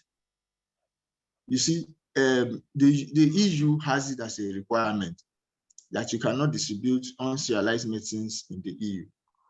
So COVID-19 vaccines that were manufactured in the United States, for example, were not serialized, the ones that were distributed. But when they manufactured it, even in that same United States for EU, they serialized it because it is a requirement. For India, for example, there is the law in India that says for all the products for export has to be serialized. If anybody is exporting from India and is not serializing, that person is actually going contrary to the regulatory stipulations for serialization of exports in India. So it's possible that you may still have some packs in India, maybe that is targeted at distribution within India, and such are being sold for export and are not serialized. That is in contravention of even the Indian regulation, because regulatory agencies work hand in hand. There's collaboration. There is what we call there is a forum where all these regulatory agencies across the world, work together and talk together. So we know for a fact that if they are not doing it, that's in contravention of the regulatory provisions. That is one. But even that is not even it's not something that we automatically say, oh, it's no longer impossible. For those products that we had that were COVID-19 vaccines that were brought into the country, we did what we call in-country serialization because the manufacturer didn't do it, and it's a requirement for us for the COVID monitoring in Nigeria to have it serialized. So we did what we call in-country serialization, and even all the solution providers now that will be providing services to both for commissioning and the rest, all of them have the capacity to do in-country serialization. So that wouldn't really be a challenge. I just understand that when we have this type of intervention, we have the choices, and I said it to some of my colleagues on that time, that there is the risk of failure for any intervention that you attempt to implement. But would you say that because of the risk of failure, you wouldn't explore the risk of success? Yes. So Dr. Fajar Mugun said, he said, we have to start from somewhere. And I made it in my opening remarks at the time I was looking for a grant to prosecute this with the Global Fund, that when we were talking about country priorities. Many of our stakeholders within even the government sector don't feel that maybe it should be a country priority. Then I asked them, I said, implementing traceability for pharmaceuticals may take us 20 years, let's say even 30 years for us to get to where we are supposed to be. But if we decide that, okay, we are not going to start today, let's make it next year. Next year becomes 21 years. Or the year after it becomes 22 years, it's going to take us. But if we decide that, okay, let's start today, regardless of the fact that there will be challenges, when we start, the challenges will be there. But next year, it will then be 19 years. The year after, it will be 18 years. Then after some time, you realize that you have succumbed and overcome the challenges. So regardless of the challenges that we have, there is also the possibility and the probability of success. So I'm just saying that on a general note, that we will identify, we will work together looking at whatever challenges are there. But let's have it at the back of our mind that there is a regulation, it's not going to become a requirement, and that we should work together. We should look at the challenges, we'll address them as they come, and I cannot guarantee you and tell you that, everything is going to be a smooth ride, except I'll be deceiving you. But the truth is, there's no intervention that you want to bring that will make any impact over the years, that when you start, it's going to be a smooth ride. When we started having GSM in this country, some of us bought our lines at 25,000 and at 30,000. Some people bought at 50,000. Today now, you walk on the street, somebody is even ready to dash you a SIM card because they want it to be on their network. You understand? We have all these kind of challenges in this country. we know the one that is even prevalent now that all of us are grappling with. The truth is that whenever you start an intervention and you want to make progress in any direction, there are going to be challenges. So we cannot say because those challenges are there and that there's probability for failure, that then we will also ignore the probabilities for success. So with that said, I want to encourage us that if we have, whatever the concerns are, like you talked about change of source, if you need to change source, particularly because maybe an importer or a manufacturer is maybe recalcitrant and wouldn't want to comply, then I think some of these things are the things we need to do and see how this can be done. If maybe there can be refinance, if already has manufacturer is already manufacturing for the country, and if there are things we can rely on, and these are things we can always look and discuss about, and it's also good that you always bring it up. Any particular challenges that are giving you concern, bring it up. The only challenge I have is that very many times stakeholders tend to imagine the problems. Let's work towards when the problems come, we'll fix them.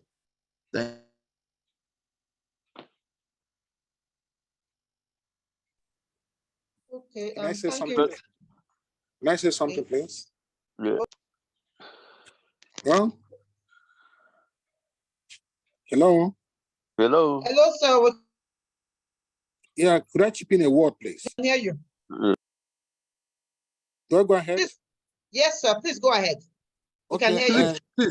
Yes, I'm addressing Kayode in particular because from what he said, he's the boss in NAFDAC as far as this is concerned. I hope I'm right. Yes. You are not right. You are not right. You are not right, sir. Okay, Kayode. Okay, you're yes, playing a so very I lead, in the traceability office, we have the head of the traceability office. That's Dr. Fine. Fatima. Okay, fine. Okay, I what work under him. What I'm trying to say is this, so that my best of intentions should not be misconstrued. That is why there has to be clarity on this. Okay, we all love to have this fully in place, but like I said, and I keep reiterating this. Let's NAFDAC, when you did the pilot scheme using the COVID vaccines, okay, that was imported into this country. To me, coming from a particular source, it wasn't thought manufacturing of COVID vaccine was not for all and sundry. Particular companies were assigned with that responsibility of doing that. So it's much easier in that very fashion, in that context. But where you have an avalanche or plethora of manufacturers coming in to bombarding the country, either locally or internationally, to get their products into this very country, we must be prepared for it. That is what I'm saying, and we continue to underscore that point. It is not going to be a question of when we get to that bridge, let's cross it. If a Nigerian manufacturer manufactures a product, he has to commission it. Like you said, if you were there in the meeting we had with DG last week, the traceability unit also has an automated system. But there was no response. People kept on complaining. DG had them loud and clear. They said for over a month, they have not gotten a reply. Imagine if such a scenario were to play out on a local manufacturer who has manufactured a product here and want to commission it and doesn't get a reply. He's stuck in his warehouse. Or a manufacturer who gets in product from Nigeria, from any part of the world, it's kept in the customs for 2 months or 1 month. There's not been any response. So what I'm trying to say is this: as optimistic as I am to have this and share your sentiments, I would want us to foresee the possibilities of problems we are going to have along the line and nip them in the bud prior to its occurring. Rather than wait when it occurs, I wouldn't be happy if my partner does the needful and my product is kept there at the port because customs having tried, they cannot get through, and then I'm made to pay the demurrage on it. At the end of the day, definitely no person is Father Christmas. It's going to be passed on to the man at the streets. So I am saying, with utmost due respect to all and sundry, there's a need for us to put everything in check. Let us achieve at least 60% or 70% infrastructure that we need to have. Rather than I don't want to share the sentiments of let us start. That is the giving. It's all agreed upon. And there's no person who will not want this to let us kickstart this process. We need to kickstart it. But I am expecting and requesting with utmost degree of respect to the authorities in NAFDAC to make sure that the necessary things are done so that frustration of either manufacturers or importers will reduce to the barest minimum. Because at the end of the day, if it's not done properly, there's going to be chaos in the distributive system in the system. Pharmaceutical products will not be made available to people, either locally manufactured because it's not being able to commission it, or imported one. There's going to be acute shortage of drug in the system. So there's a need for us to properly do the needful. That is all what I'm saying. So I need this clarity so that my best of intentions will not be misconstrued, please. Thank you and God bless you all.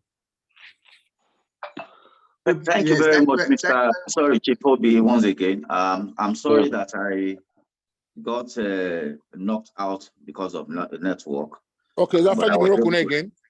Yeah, this is Dr. Faji Mirokun. This is Dr. Faji Mirokun. Okay, Faji Mirokun. Okay, you're welcome back. Thank you, sir. But I was able to catch some of the comments that John also made. I know very well that we're not really misconstruing what you are saying here, and we know that you have the best interest concerning implementation of traceability in the country. I think going forward, sir, if you don't mind, as Apin leadership, if you can identify some of those snags that you believe may come up once we embark on this journey, which we've already embarked on anyway. If you can identify some of them and list them out, and then maybe if you have a template whereby some of these things may be nipped in the bud even before they arise. Yes. Maybe if you can share that with us, and then we'll take it to the DG and we'll have a holistic look at it, and so that we can forestall some of these things. Like you said, customs and all the stakeholders that we are partnering with, they are very key in this implementation. And a break may lead to quite a problem that is unimaginable, Exactly. So we want to, as a matter of urgency, if you don't mind, want you to identify some of these things that you believe may be problematic, and then how you think that we may tackle them even before they arise, so that going forward. Fine. It's okay. Good. Thank you, sir. Thank you very much, Dr. Fajo. Thank you very, very much. Be rest assured, the president has said it, that we members of Apin, we are behind you. We are very much in support of the program. It's just that being the front runners, if there are feedbacks we're getting from our members, we still need to communicate with you, so that you will help us handle those challenges, and that does not mean that we'll not go back and carry them along in the march towards a successful implementation of course. Yeah. So please, we're very much in support, and we're doing all that it takes. Ask Christine; she will tell you what it took us, for the past few days. Even me from my sick bed to all get pushing to make sure that this thing works for today. We're all very much in support. But like you said, we will try and the little problems we foresee vis-a-vis how it will affect the importers. We're going to pen them down. And probably send them across to you. For an interface with probably the DG for solutions. Exactly. Yeah. Thank you. Thank you very much. Christine, I think you can go ahead, please, Christine.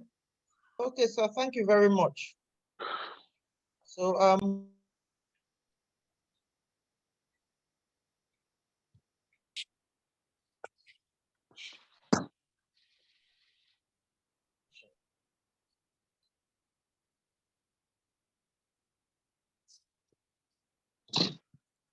don't find it advice.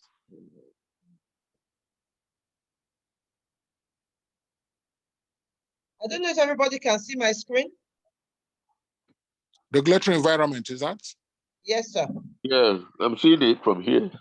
Okay, sir. So we're just going to speak a little bit about what's happening in the world around traceability, and of course, we'll end up with what is happening in Nigeria.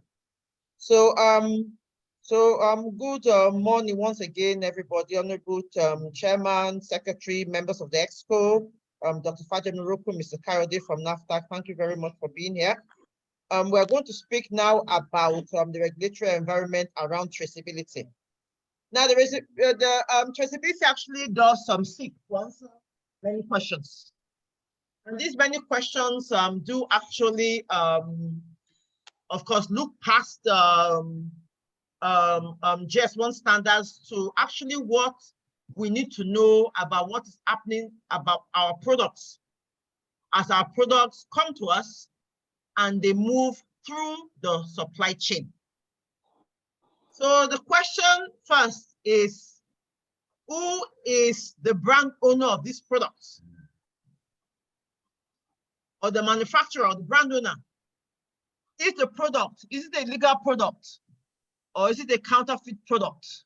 A counterfeit product, as we all know, is either substandard or counterfeit product. I don't know if you can all hear me.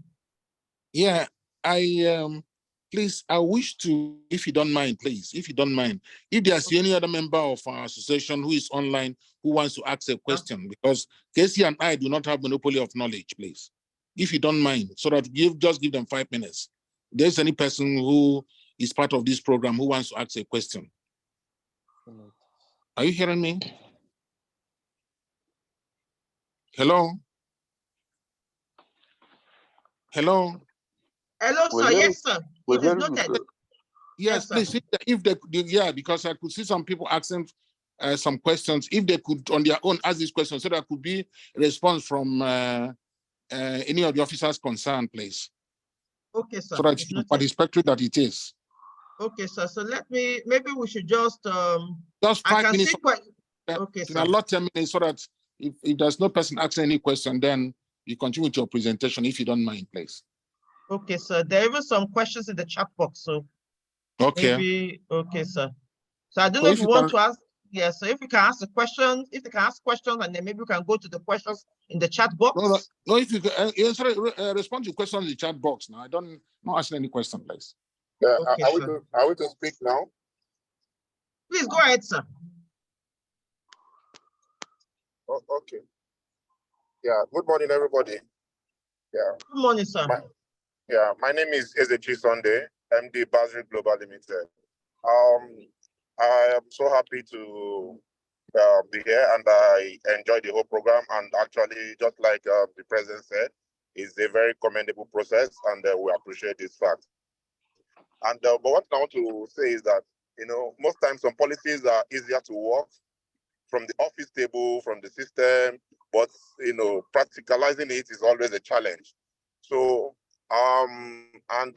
Nigeria, our processes, we all know, even the monetary policy when it started, the banks, you do transfer, you can't even see the alert, it doesn't get to the other end. Those challenges are always there. So I think for me, I would say let this process start.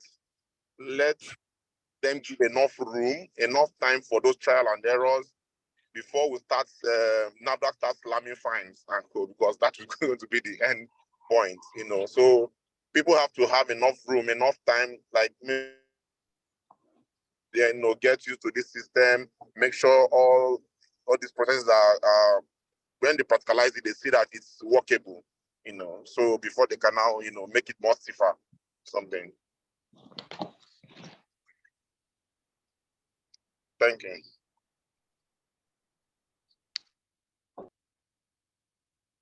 Okay, so excuse me, sir, Dr. Fajimuruk, I don't want to respond to that, sir.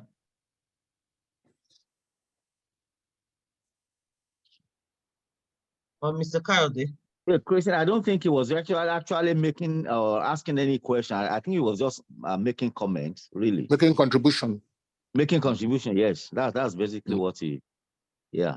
There's no question at all. Okay. Thank you, Anova. Yeah.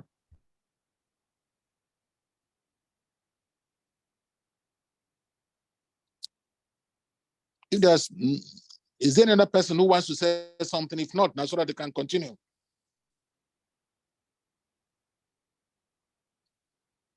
Okay, I think you can continue now, madam. Okay, so let me go to the questions in the chat box. Okay. Yeah, so, okay. The first one is that traceability will start from the secondary pack in this instance. Oh, sorry, sir, let me just go back. There's one question. So this question came, considering the fact that the secondary pack is where this track and trace focuses on, how does this handle the secondary pack with multiple unit private primary packs? For instance, a tablet pack of 10 by 10 blisters. So the answer to this question is very simple. Traceability states as a minimum that traceability will start from the secondary pack, which is the pack of 10 by 10 blisters. If a company decides that they wish to go more granular to each blister within that secondary pack, they are free to do so. But the regulation will state that the barest minimum is the secondary pack. And the secondary pack is for the pack of 10 by 10 blisters. And the exception to this is for trade items. The exception to this is for trade items like, for instance, maybe paracetamol tablets by thousands, which of course we know is a primary pack because that thousands contains the product itself. That's the only exception where there is. So there's likely to be, the regulation will include for those primary packs are actually trade items on their own, which are usually those bulk items. They might also be covered by the regulation. But for products that are 10 by 10 in a pack, it's a box of 10 by 10 that the traceability features will be on. So that's the answer to that question, sir. So the second question is, at this time, is traceability required for all pharmaceutical drugs or specifically for some drugs, e.g. narcotics? As I feel we should try with some selected drugs. With that, the risk challenges can be contained to a certain length, then start coming with bombarded the entire system with all forms of drugs. Well, the final regulation that provided by NAFTA will answer this question. So what we're saying is that NAFTA's regulation will provide the final answer to this question. But from what I know, Nigeria is actually looking at virtually all the products in the supply chain. But the regulation, when it comes out, when it is gazetted, will provide the answer to this question. Thank you very much. Then the third question is, how does electricity power supply affect GS1 traceability implementation? So the answer to this question is that it is not electricity power supply. It is actually internet. Because what we require is that we require internet to create traceability events and also share them with the National Event Repository. So it is internet, not electricity power supply. Okay, so I think Mr. Kyle just answered some of the questions. But Mr. Kyle now said that the regulation asks all pharmaceuticals in scope. However, our implementation will be phased. So this is the information that has come from NAFTA to answer the question of whether it is all products or narcotics. And I think these are the questions that we have in the chat box. Thank you very much. So I don't know if we're allowed to continue with our presentation. Yes, sir. Why are you not allowed to continue? Thank you very much. Thank you very much. Okay, then. Thank you very much. So let me just put it on slide share again. So as I was saying, we're speaking about the regulatory environment, and we're speaking about the regulatory environment from a global perspective, then to Africa, and then eventually to Nigeria. And what we do really need to do to actually look at complying with the regulations that will be coming out. Now, obviously, traceability is all about questions and answering questions that are very important to our businesses. The first thing is that, who is the manufacturer of the product? Who is the brand owner? Who is the authentic manufacturer? How do we make sure that it is only authentic products that get to the consumer who is buying from a pharmacy or a patent medicine shop, or the consumer who is buying from or the patient who is taking the medicine in the hospital? Is the product legal? That means it's a good product, or it's an authentic product, or is it a counterfeit product? Where did this product come from? Did it come from where it is supposed to come from? Or did it come from where it is not supposed to come from? So these are all questions that traceability does answer. And this is really the reason why regulations around traceability are very important, and why several regulators in the world are interested in making sure that they sanitize the supply chain by implementing pharmaceutical traceability. Now, when we speak about who owns the brands, we're trying to ensure that we look at the fact that to trust a supply chain system, a healthcare supply chain system, it actually starts with visibility, supply chain visibility. The regulator, we need to see what is happening to products for as they are manufactured and as they move from one place to another through the supply chain until they get to the mouth or the consumer or the patient that is going to take them. So when we talk about trust in a supply chain system, particularly for pharmaceuticals and for healthcare, we're talking about visibility. What the regulation wants to make sure is that all legitimate business people can do legitimate and good business for their pharmaceutical products in Nigeria. They will not have counterfeit products competing with their products in the markets or with distributors. They will not have products that are diverted from healthcare, from all these maybe you supply donor agency, or you supply a public sector healthcare supply program. As you supply them these products, the products are moving from there. Maybe you supply them with discounts. The products are now moving from there. You know that diverted are stolen from there, and they're finding their way back into the market to compete with your own products or with products that you have for the private sector. So the one thing about track and trace is that it actually does solve many problems. And this is actually why NAFTA did feel that it is very important for a regulation to come out, because this is actually where the world is going globally. Now in GS1 Healthcare, we have a vision. The vision is patient safety, secure supply chain security and efficiency, traceability, and product data, information about products. And the most important thing is that we want to make sure that we implement global standards. And these are the standards that we are using are standards that are global. They are suitable for anywhere in the world. And this means that if you have traceability features on your product packs, or you use GS1 standards, your products are suitable for use in several markets.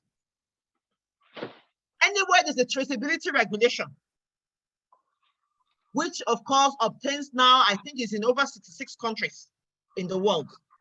These countries mandate that they should be able to trace products from the point of manufacture.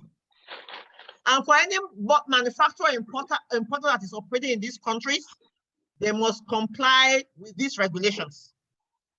So you found that there are so many countries now that are looking at traceability regulation. We're talking about over 60 countries.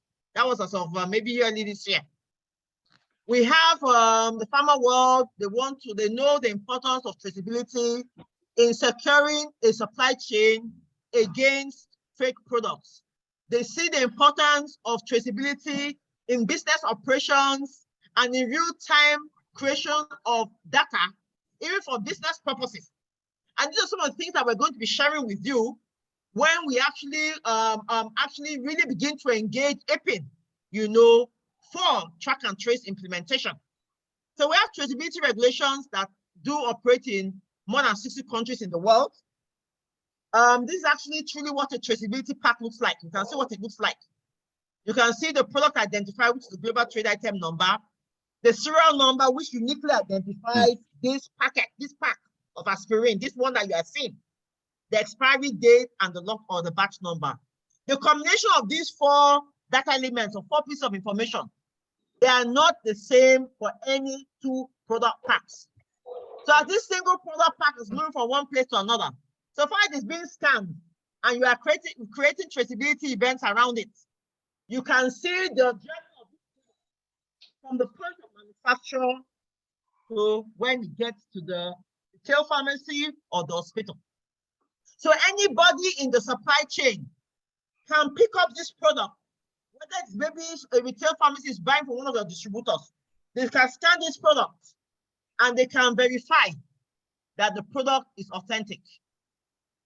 So I think there's a chat box here. I don't know if I'm okay. Somebody is somebody just sorry about that. Let me very sorry. So now in the world, there are traceability events in many countries. Sorry, very sorry about it. There are traceability. Now, one thing about very sorry about this. There are many different approaches to prevent fake and substandard products. First of all, can we authenticate the product in terms of what we have on the packaging? Now, when you have traceability product features on a product pack, you have it both encoded in a barcode and you have it in human readable interpretation beside it. What you see happening in this instance is that when you scan the barcode, what you see when you scan the barcode is supposed to be exactly what you see when you in the human readable interpretation that is beside the barcode. So when you scan the barcode, what you're supposed to see when you scan is this information that you can see, of course, on the pack beside the barcode. So this is what we're able to authenticate the product pack. The other way of doing it is traceability. It's a chain of custody intact from the point of manufacture to wherever this product is at this point in the supply chain. And these are the kind of things that traceability is going to achieve in Nigeria.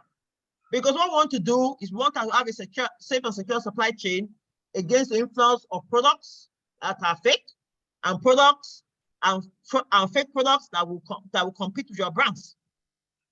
Now, there have been so many traceability developments worldwide. We're going to share these slides. So where these are some of the countries that of course have traceability regulations.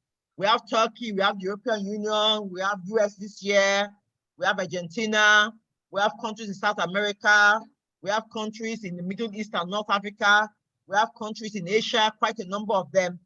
Particularly in India, we have a mandatory requirement that products that are for export should have traceability features on them. So the truth of the matter is that Indian companies know very well that even within India itself, that requirement is there because India, they're tired of hearing the world tell them that fake products are coming from their country. So they are telling their manufacturers, look, please make sure that any product that you're exporting can be traced. So these are many of the countries that do have traceability regulations worldwide. There are now over 60 countries, exactly around 66 now, but more are coming.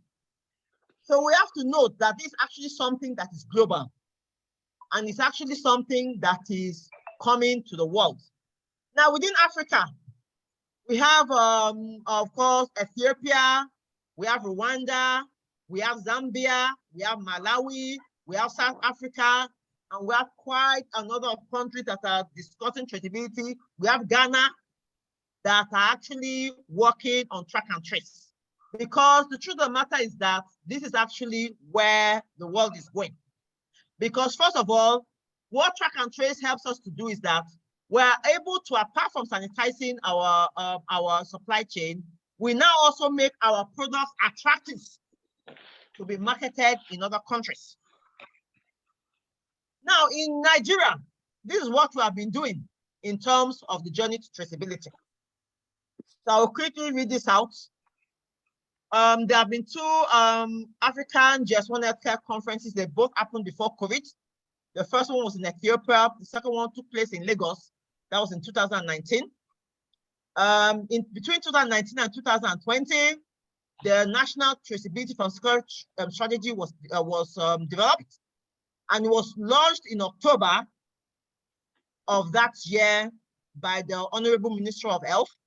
At that time, in October 2020, he also inaugurated the National Traceability Steering Committee, which has all pharmaceutical associations, whether it is Apin, PMG-MAN, NAROFARM, ACPN, and others on this committee. The job of the National Steering Committee is to actually drive the implementation of traceability. Apin is a member of the National Steering Committee. After that, we started with public sector online trainings, preparatory to pilots. We started this in 2021. We also did industry trainings for, we started that one also in 2020 when we did PMG-MAN, NAROFARM. We also began the process of preparing for the traceability regulations draft. That one took between 2021 and 2022. Public sector COVID-19 traceability pilot started in March 2021, and they're still ongoing. Other public sector routine traceability pilots for other vaccines started last year, August. The regulatory draft was put on NAFDAC's website, and it was there between August to October 2022. We started public sector training, physical trainings preparatory to ATM pilots in 2022 also. We, of course, had a workshop on the traceability regulations in January this year. And we have started, and we, of course, trainings are ongoing for the private sector traceability pilots. This one started this year. And the public sector ATM pilot, as well as the private sector traceability pilots are starting this year in 2023. And this is what we are doing so far in terms of our journey towards traceability. Nigeria's traceability journey, of course, looks like this. From 2000 and beyond, depending on what NAFTA decides in terms of timelines and everything, in terms of governance, which of course we have done, pilots, regulation development, all the trainings, the requirements for automatic identification and data capture, that's the requirement for 2D data matrix barcodes and HR and product packs, unique pack serialization and traceability. These are all the things that we're looking at doing in Nigeria. The timelines for compliance with automatic identification of data capture will be provided by NAFTA, of course, in the regulation, taking into consideration, of course, all inputs by industry stakeholders in terms of having something that is realistic and something that they can work with. And this is actually what Nigeria's traceability journey looks like. Now, in terms of the regulation, what we will expect to see, of course, is that all trade items will have the product codes or the global trade item numbers, of course, will be tied to master data about these trade items. What we call master data is just a description of what these trade items are. And there's actually there are actually guidelines for master data that are actually currently on NAFTA's website. So behind the global trade item number, NAFTA expects that the global trade item number, what our keys actually do is they actually provide information about products. So while you have a global trade item number, it's tied to a product. And of course, use the GTIN to, of course, link up to information about that product. What is the brand name, generic name, presentation, strength, and stuff like that. So NAFTA do require master data for on trade items. They require master data, of course, on all the locations that through which products pass, of course, in the Nigerian market, and also all the point for manufacturers wherever they are, whether they're within or outside Nigeria, and also for Nigeria's entire supply chain. They also require unique product identification for logistic units. Of course, creation of traceability events through scanning, not writing, from the point of production in a factory to the point of dispense. And of course, this information will be shared to an event repository, which is maintained by NAFDAC. Of course, the most important thing now is that any company that is importing, of course, you need to actually begin to provide information to your manufacturers that, of course, traceability is coming. When we spoke to one of our pilot participants, and that pilot participant is actually in India, they said that they are actually they're actually getting a lot of requests from countries in the world, you know, for of course, for traceability information on product parts. So if you speak to them, you'll find out that the information will not be so unusual to them. Obviously, manufacturers outside Nigeria, of course, will also be expected to provide the necessary traceability event data to the regulatory event repository, whether it is commissioning, aggregation of packing and shipping data before the product enters into Nigeria. This means that obviously a question that, of course, is very, very important to that Apin mentioned. How easy is it for you to share traceability events to the national repository? The most important thing that you must realize is that it is very simple, very, very simple, because it is systems to system talking. Once you do scanning and you create a commissioning event and you say submit, so far there's internet in that location, it automatically goes. It is not something that is difficult at all. We have been able to prove this through our pilots. But of course, all the things that stakeholders need to do to prepare to make it seamless. This is what, of course, NAFTA will take this fully into consideration, as been mentioned by Dr. Fadri Morokun and Mr. Kayode. The most important thing for importers is that you will have to, of course, have necessary hardware to, of course, do your own part of it. Of course, you will be receiving goods and you'll be shipping them to your your customers. So you must be able to, of course, create receiving events and shipping events. And if maybe you unpack from cartons and maybe you sell in eaches, you know, sell one, you may also need to create an unpacking event. All these kind of things will be shared to NAFDAC's event repository. But the most important thing is that this is the start. And the start, of course, we know it might be, of course, these things do take time. But the most important thing is that GS1, of course, we do have resources to support you to make all these things possible. We're very willing to, of course, come and do more detailed trainings, of course, with Apin. We're happy to move to individual companies too to speak about trainings and also how these trainings involve supporting traceability setup and the like. We also have our event center, which is located in the Manufacturer Association of Nigeria's office on the Obafemi Awolowo Road in Lagos, so that anybody can come to this event center to see, to have a practical demonstration about traceability events do happen. We have global initiatives. We have things like webinars from our global offices that, of course, that you can attend, and global conferences. We have already developed local traceability solution providers that can provide support to you. The ones that we have accredited, they are currently on our website. So if you go to our website, GS1 Nigeria's website, and you, of course, look for how to get a solution provider, you will see information about the solution providers that can support you in this on that website.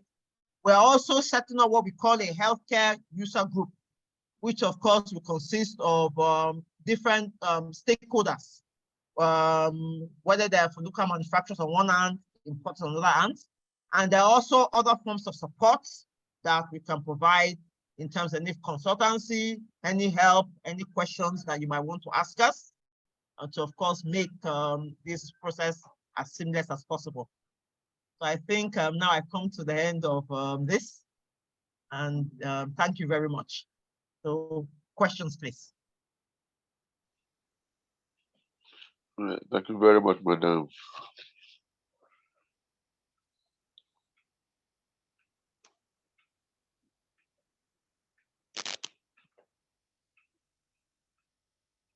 So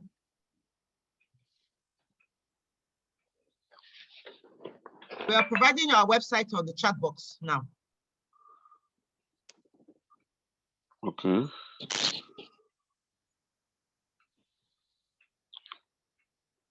I don't know whether there are members that would want to ask some questions to madam. There's an opportunity to do that.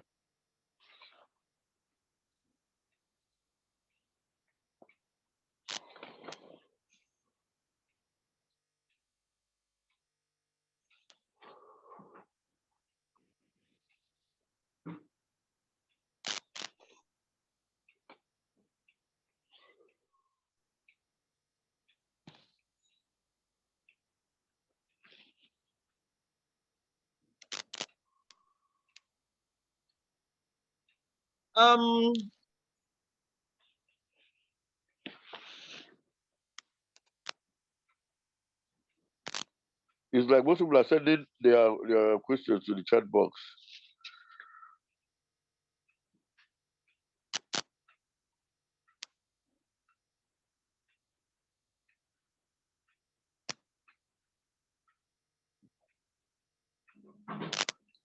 Hello?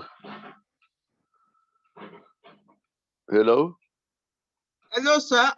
Yes, sir. We're seeing we're going to provide the office address in the chat box.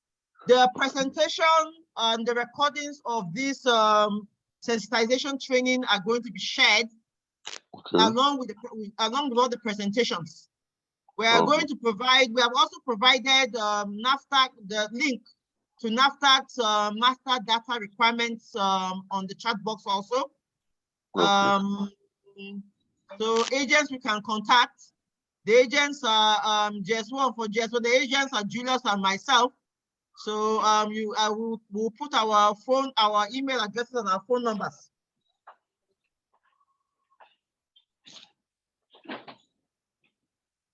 Chat box, the email addresses and our phone numbers. So that will also be there. So that has been shared. The address has been shared. Man office, yes, our event center address, while our office address. So the experience center is at Man House, so it's there on the chat. What are the processes of commissioning a product for traceability? Now, to commission a product for traceability, of course, in a manufacturing plant, involves them having 4 things. These 4 things are number 1, they must have an inline printer. Now, this inline printer, they must have it. I'm now first of all talking about hardware. They must have an inline scanner or end of line scanner, either inline or end of line scanner, or inline or end of line printer, or the printer, of course, or coding system, so to speak. They must also have a handheld scanner and an industrial label printer. Now, how do they work? Now, what these 4 sets of hardware does is that they are actually integrated with traceability software, which will provide the necessary barcode symbology, serialization, and printing, of course, and what is printed on a secondary pack and what is printed on a tertiary pack. So these are the things that, okay, you cannot hear me can you hear me well now, sir? Can you hear me well now, sir? Can you hear me well? Because I say my line was breaking. No, I'm hearing you well from here. I wouldn't know from the other point. Okay, so okay, let me just go again. Now, to commission, the manufacturer needs 4 sets of items. It needs 2 sets of items on a packaging line. Number 1, it will need a inline or end of line printer. it will need an inline or end-of-line scanner. What the printer does is that the printer will print the traceability information on the product pack, while the inline scanner will scan it to create the necessary traceability information and send this information to the event repository of the manufacturer. This is done in line with traceability software that is provided by a traceability solution provider.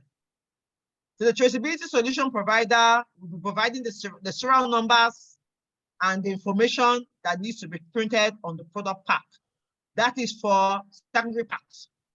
Now, for shippers, to provide a GS1 128 barcode and traceability information with on a shipper, you will need an industrial label printer and a handheld scanner. Now, this industrial printer will print out the GS1 128 barcode that encodes the serial shipping container code system identification key. So now what usually happens in this case is that at the end, when we commission, you aggregate these packs into the shipper, and then you tie these individual packs and the identification key, and the unique identifiers with the identifier of the SSCC code. That's what you do. So that when a product is moved from one place to another, you do not need to open the carton. All you'll be doing is that you'll be scanning the barcode on the shipper. If you don't even have time to, the manufacturer does not even need to have time to even scan on the shipper, you can associate the shipper information on pallets and just print a simple barcode on a pallet. And what you do is that so far you're not breaking the pallets, all you are doing is you're scanning the barcode on the pallet. The barcode on the pallet will provide a description of the shippers that are on it, while the shippers provide a description of what is inside the shippers. And what you're doing is that so far you're not ball breaking, you're just scanning the pallets as they're leaving the manufacturer's warehouse, they're being put into containers, they're being put onto the ship, and they're coming to Nigeria. And that's actually the way it works. But these are just very basic details. We can also come with you and work with you and any solution provider of your choice. So far, they work with GS1 standards to see how this can be made possible. Thank you very much.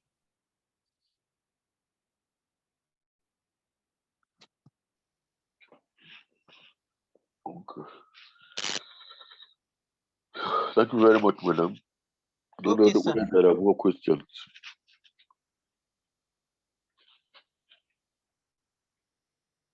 So we have shared our email addresses in it's a new message. The detailed process be displayed. Yes, we can send you some information on that. So what we'll do is that I don't know how much time we have, but we'll share a short presentation about how this works. So because what you will see is that if you see in our presentation of traceability and the GS1 standards of traceability, it actually explains this very briefly. So the presentation of GS1 standards of traceability will provide this information to you in a very simplified manner. But if you want more detailed information from us, we can share this information with you when we're sharing the recordings and the presentations that of course we made today. Thank you.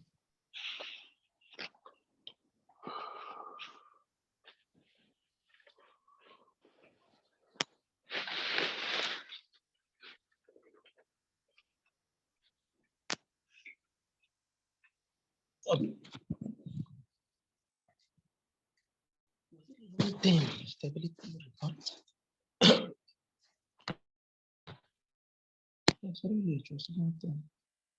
Okay, there's another question Barcode scanners and printers, yes, I think you are correct. Thank you very much for that information, sir. I was only thinking about creating the events. Yes, you are correct. The barcode scanners, printers, and all that, of course, they do require electricity supply. You know where my mind was actually was on the events themselves. So you are correct, sir. I stand corrected. Obviously, the hardware does require electricity supply. It's actually the creation of events that that requires internet. So I stand corrected, sir. Thanks for that correction. It's well noted.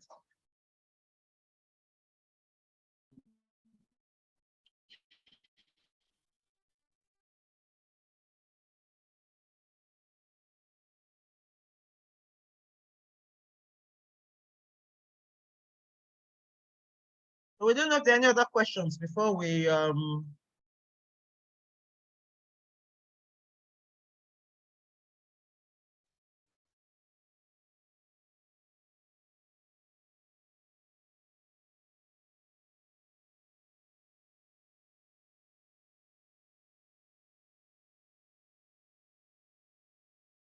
any other questions?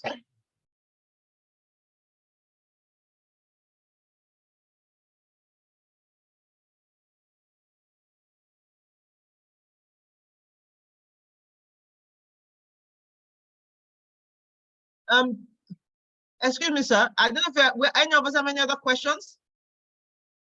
But we have come to the end.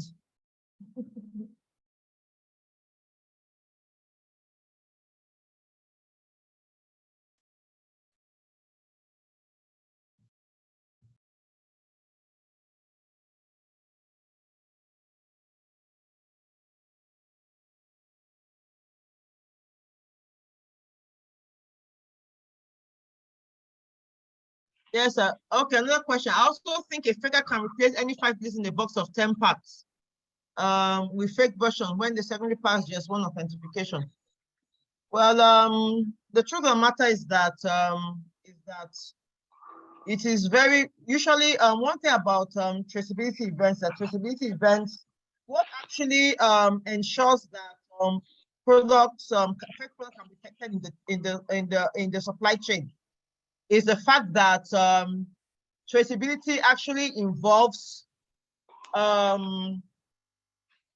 it actually involves a process of ensuring that anybody that we ship to is captured in the supply chain. If we take a look at traceability, the sharing of traceability, the creation of traceability events, this is what usually happens. When, for instance, a manufacturer has created a product, or maybe an importer receives the product, before the importer ships to a customer, he must have the location identification based on GS1 standards of the person that is shipping to. So what you see happening in GS1 is that what usually happens is that what we're authenticating here is actually the traceability journey from one place to another.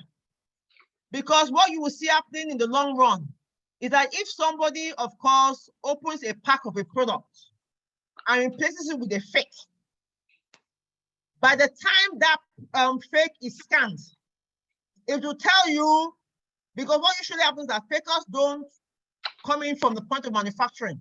They come in from the point of the wholesale point. What you see happening is that when they come in point of the wholesale point, they will bring a fake product to maybe a wholesaler. The wholesaler will scan. It will not be allowed to scan. Do you know why? Because first of all, the original product has already been scanned as being shipped somewhere. So if you are, and usually when the authentic product is being shipped, it will require that you provide the location of you shipping the product and you that is receiving the product.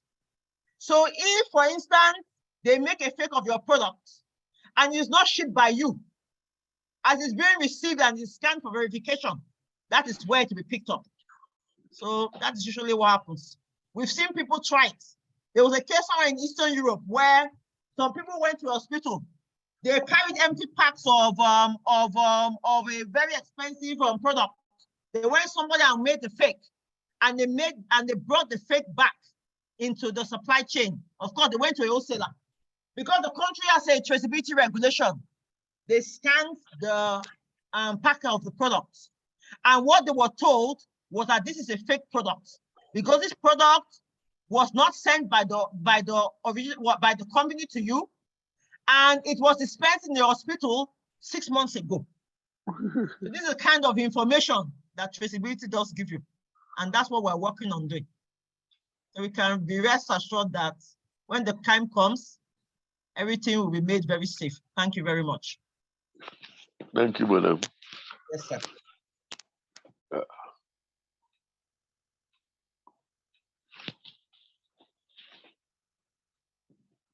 Well, there's another question that came in now. A company with so many distributors, this distributor have their own outlets downstream. Where they distribute to, how can they be done this about breaking in trade? Are these people equipped enough in knowledge and resources to explain continuous this traceability? Yes, sir. They are, first of all, we are training different people at different levels of the supply chain. Now we're training ACPN. We are training distributors. We're going to go to market wholesalers and we're going to train them. Whether it is NAPMA or PPMVLs, we have plans to do what we're doing, what the training, we have plans to go there and to train them. All these things are part of the strategy that we're running for traceability. That's why you see that in our traceability journey, we have trainings that are going to take place for a very long time. So we're going to PPMVLs, we are going to NAPDET, we're going to all these people to train them. Because the truth of the matter is it's going to get to a point that maybe whether it's in 10 or 20 years, when it will be expected that all these locations will have location identifiers and products will be expected to be traced by them. It's a very long journey. It's a very big journey. But as we were informed by NAFTA, we have to start from somewhere. Thank you very much, sir, for that question.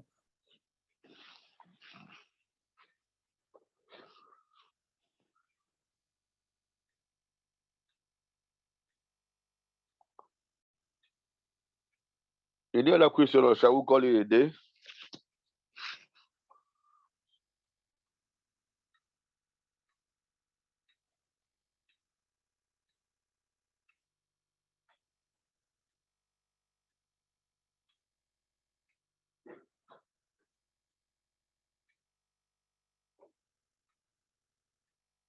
Okay, okay, so I don't know if there's, I don't know, I've not seen any other questions in the chat box.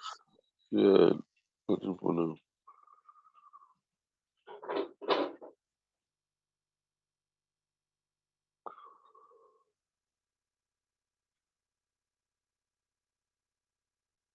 So, madam, you can tell us what next, and probably we'll call it for a day. Yeah. We'll call Okay, it a day. sir. Okay, sir. Okay. What we're going to do now, sir, is that we're going to share first of all the recordings of the presentations, and also the presentation of a question that one of the members asked about how do they ensure, of course, the practicalities of creating a traceability event in a factory. So we're going to be sharing that information. So based on that, from there, we're going to be reaching out to Apin to see how, of course, we can, of course, further our discussions on track and trace, how we can, of course, provide more detailed trainings. Maybe we'll come and speak at some of your meetings, how AP members can visit our experience center, how, of course, we can allow you to let you reach out to our solution providers. If any of you want us to come, and speak to your manufacturers abroad, you know, in terms of explaining what Nigeria requires, you can just reach out to any of the two of us. We'll be very happy to enter into meetings with any of your manufacturers about, we've done this for quite a few companies, of course, to actually explain what they will need to do. And for the fact that with time, if you want to continue to export to Nigeria, they should please try and look at how to start to comply. So these are some of the things that we want that we'll be doing. That's really it. So any information you want from us, if you want us to come and speak at your fiscal meetings, if you the questions that if you want us to come and look at your products, how you will get global trade item numbers, how you will start to maybe identify some of your offices, your fiscal locations in Nigeria. We're very, very happy, of course, to have you do this. What we can also do is that we can also provide to you some, of course, maybe a process flow of how to start. You know, as a document, you know, it's very simple, maybe one pager. We'll also provide this also with of course, also with the recordings and the presentations. So we will prepare this and we'll provide this to you so that, of course, there can be other things that we can work with. So there's a lot that we can do together. Thank you very much. Thank you, madam. Thank you. I think there's another question. Yes, sir. Okay. Okay. Okay, sister. When the manufacturer is done with the whole process, what is the role of the importer with GS1? Well, the role of the importer with GS1 is that it's very simple. Now, if the importer is the brand owner, they will need to get a global trade item number for each of their SKUs. They will need to get a global location number for their fiscal locations. Obviously, we'll need to, of course, they will need to create,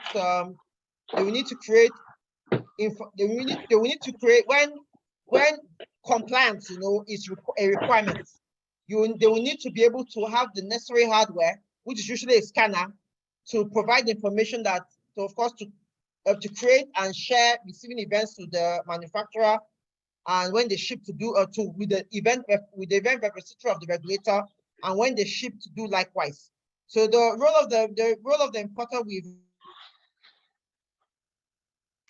that will provide capacity building, will provide our standards. We will, of course, show you how to work with solution providers. We will, as I've mentioned, things like the Experience Center.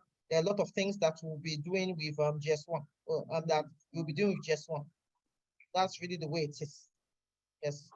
Then another thing I would also like to mention is that I don't know if we have any AP members that maybe supply chemonics. So and the support to, of course, help them to do that, you know, in terms of providing master data to this international agency. We can also provide you with support to that. So there's a lot of stuff that I will have to, of course, maybe document and send. That's really it. Oh, yeah. Okay, that would be good. At least Yes, sir. we'll send out that information to our members. Yes, Well, sir. that are not yet. Yes, sir. Yes, yes, sir. So that's just it. Thank you very much, madam. It's been a wonderful day, and very cordial and convivial, you know, the interaction, very healthy. And Yes, sir. I look forward for more interactions, and we will eventually get there. I do not think I do not think that our responsibility is so much that maybe they are insurmountable. No, you know, but it's just that everybody has to be carried along. You know, we'll get there. You have our full support. Okay, sir. Thank you very much. Thank you, madam. Okay, sir. Thank you. Yes, sir. Yeah. Okay, sir. Thank you very much, sir.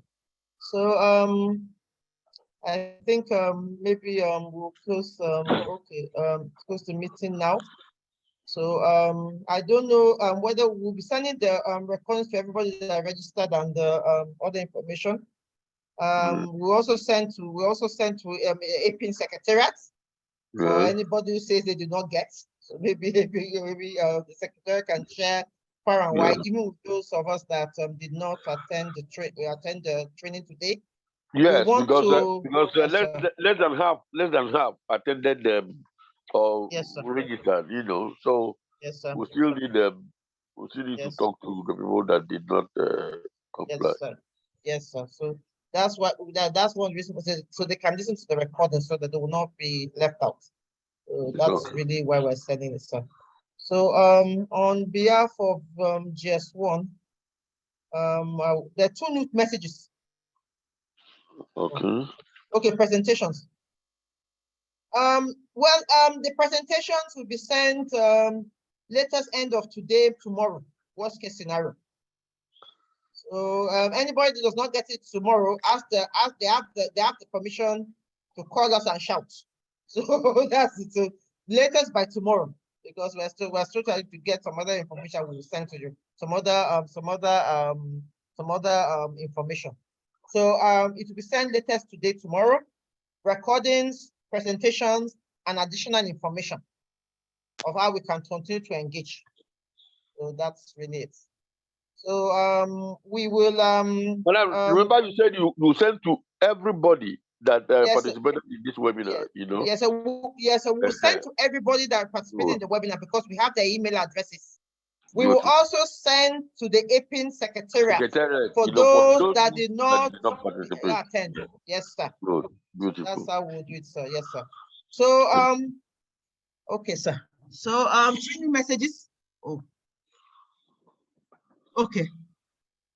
Okay, so GS1 Nigeria and GS1 Global Office, we want to extend our deep gratitude to the Association of Pharmaceutical Importers of Nigeria for of course for being open to attending this training.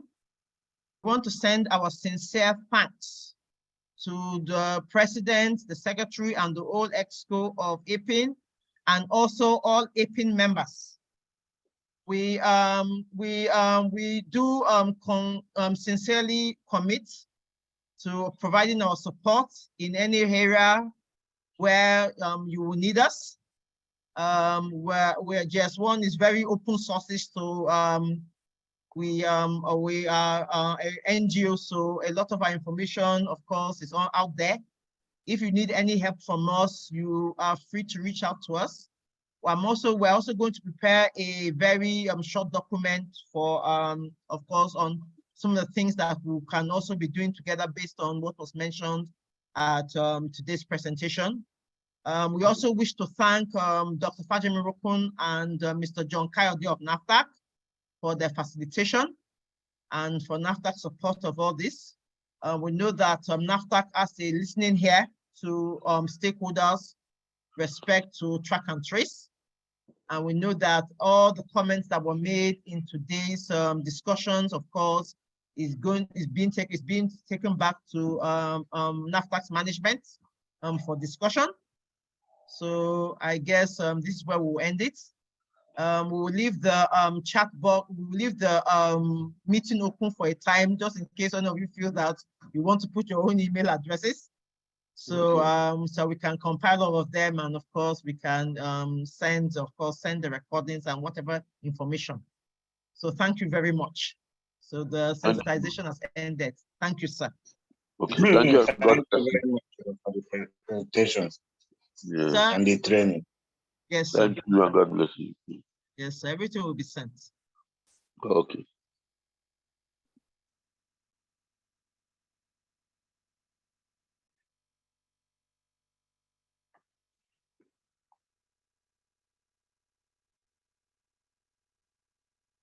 So have a lovely day. Goodbye.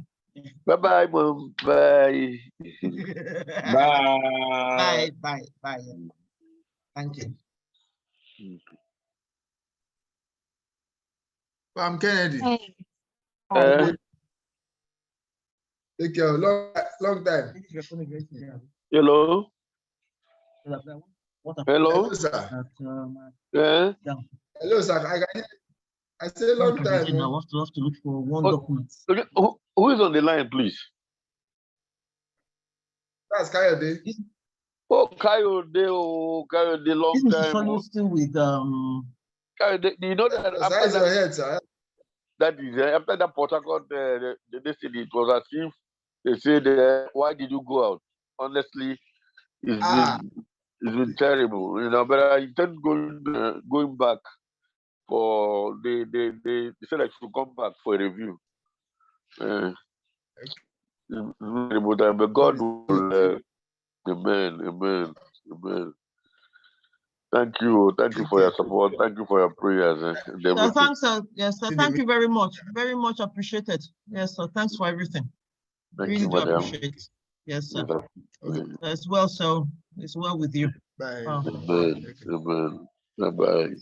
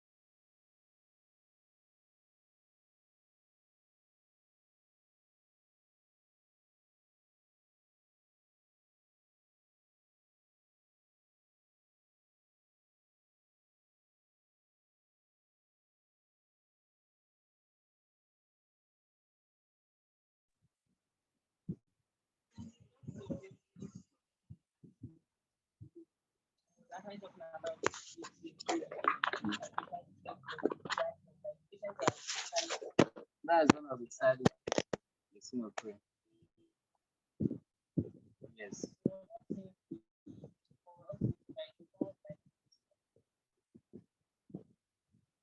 That doesn't like listening of prayer. No, there are more other. I was trying to like say my own to him. Okay. So he was not saying AC inhibitors that they don't really. AC inhibitors are not. It's only for the reserved for people like if they are treating people with renal issues because they are renal protective. So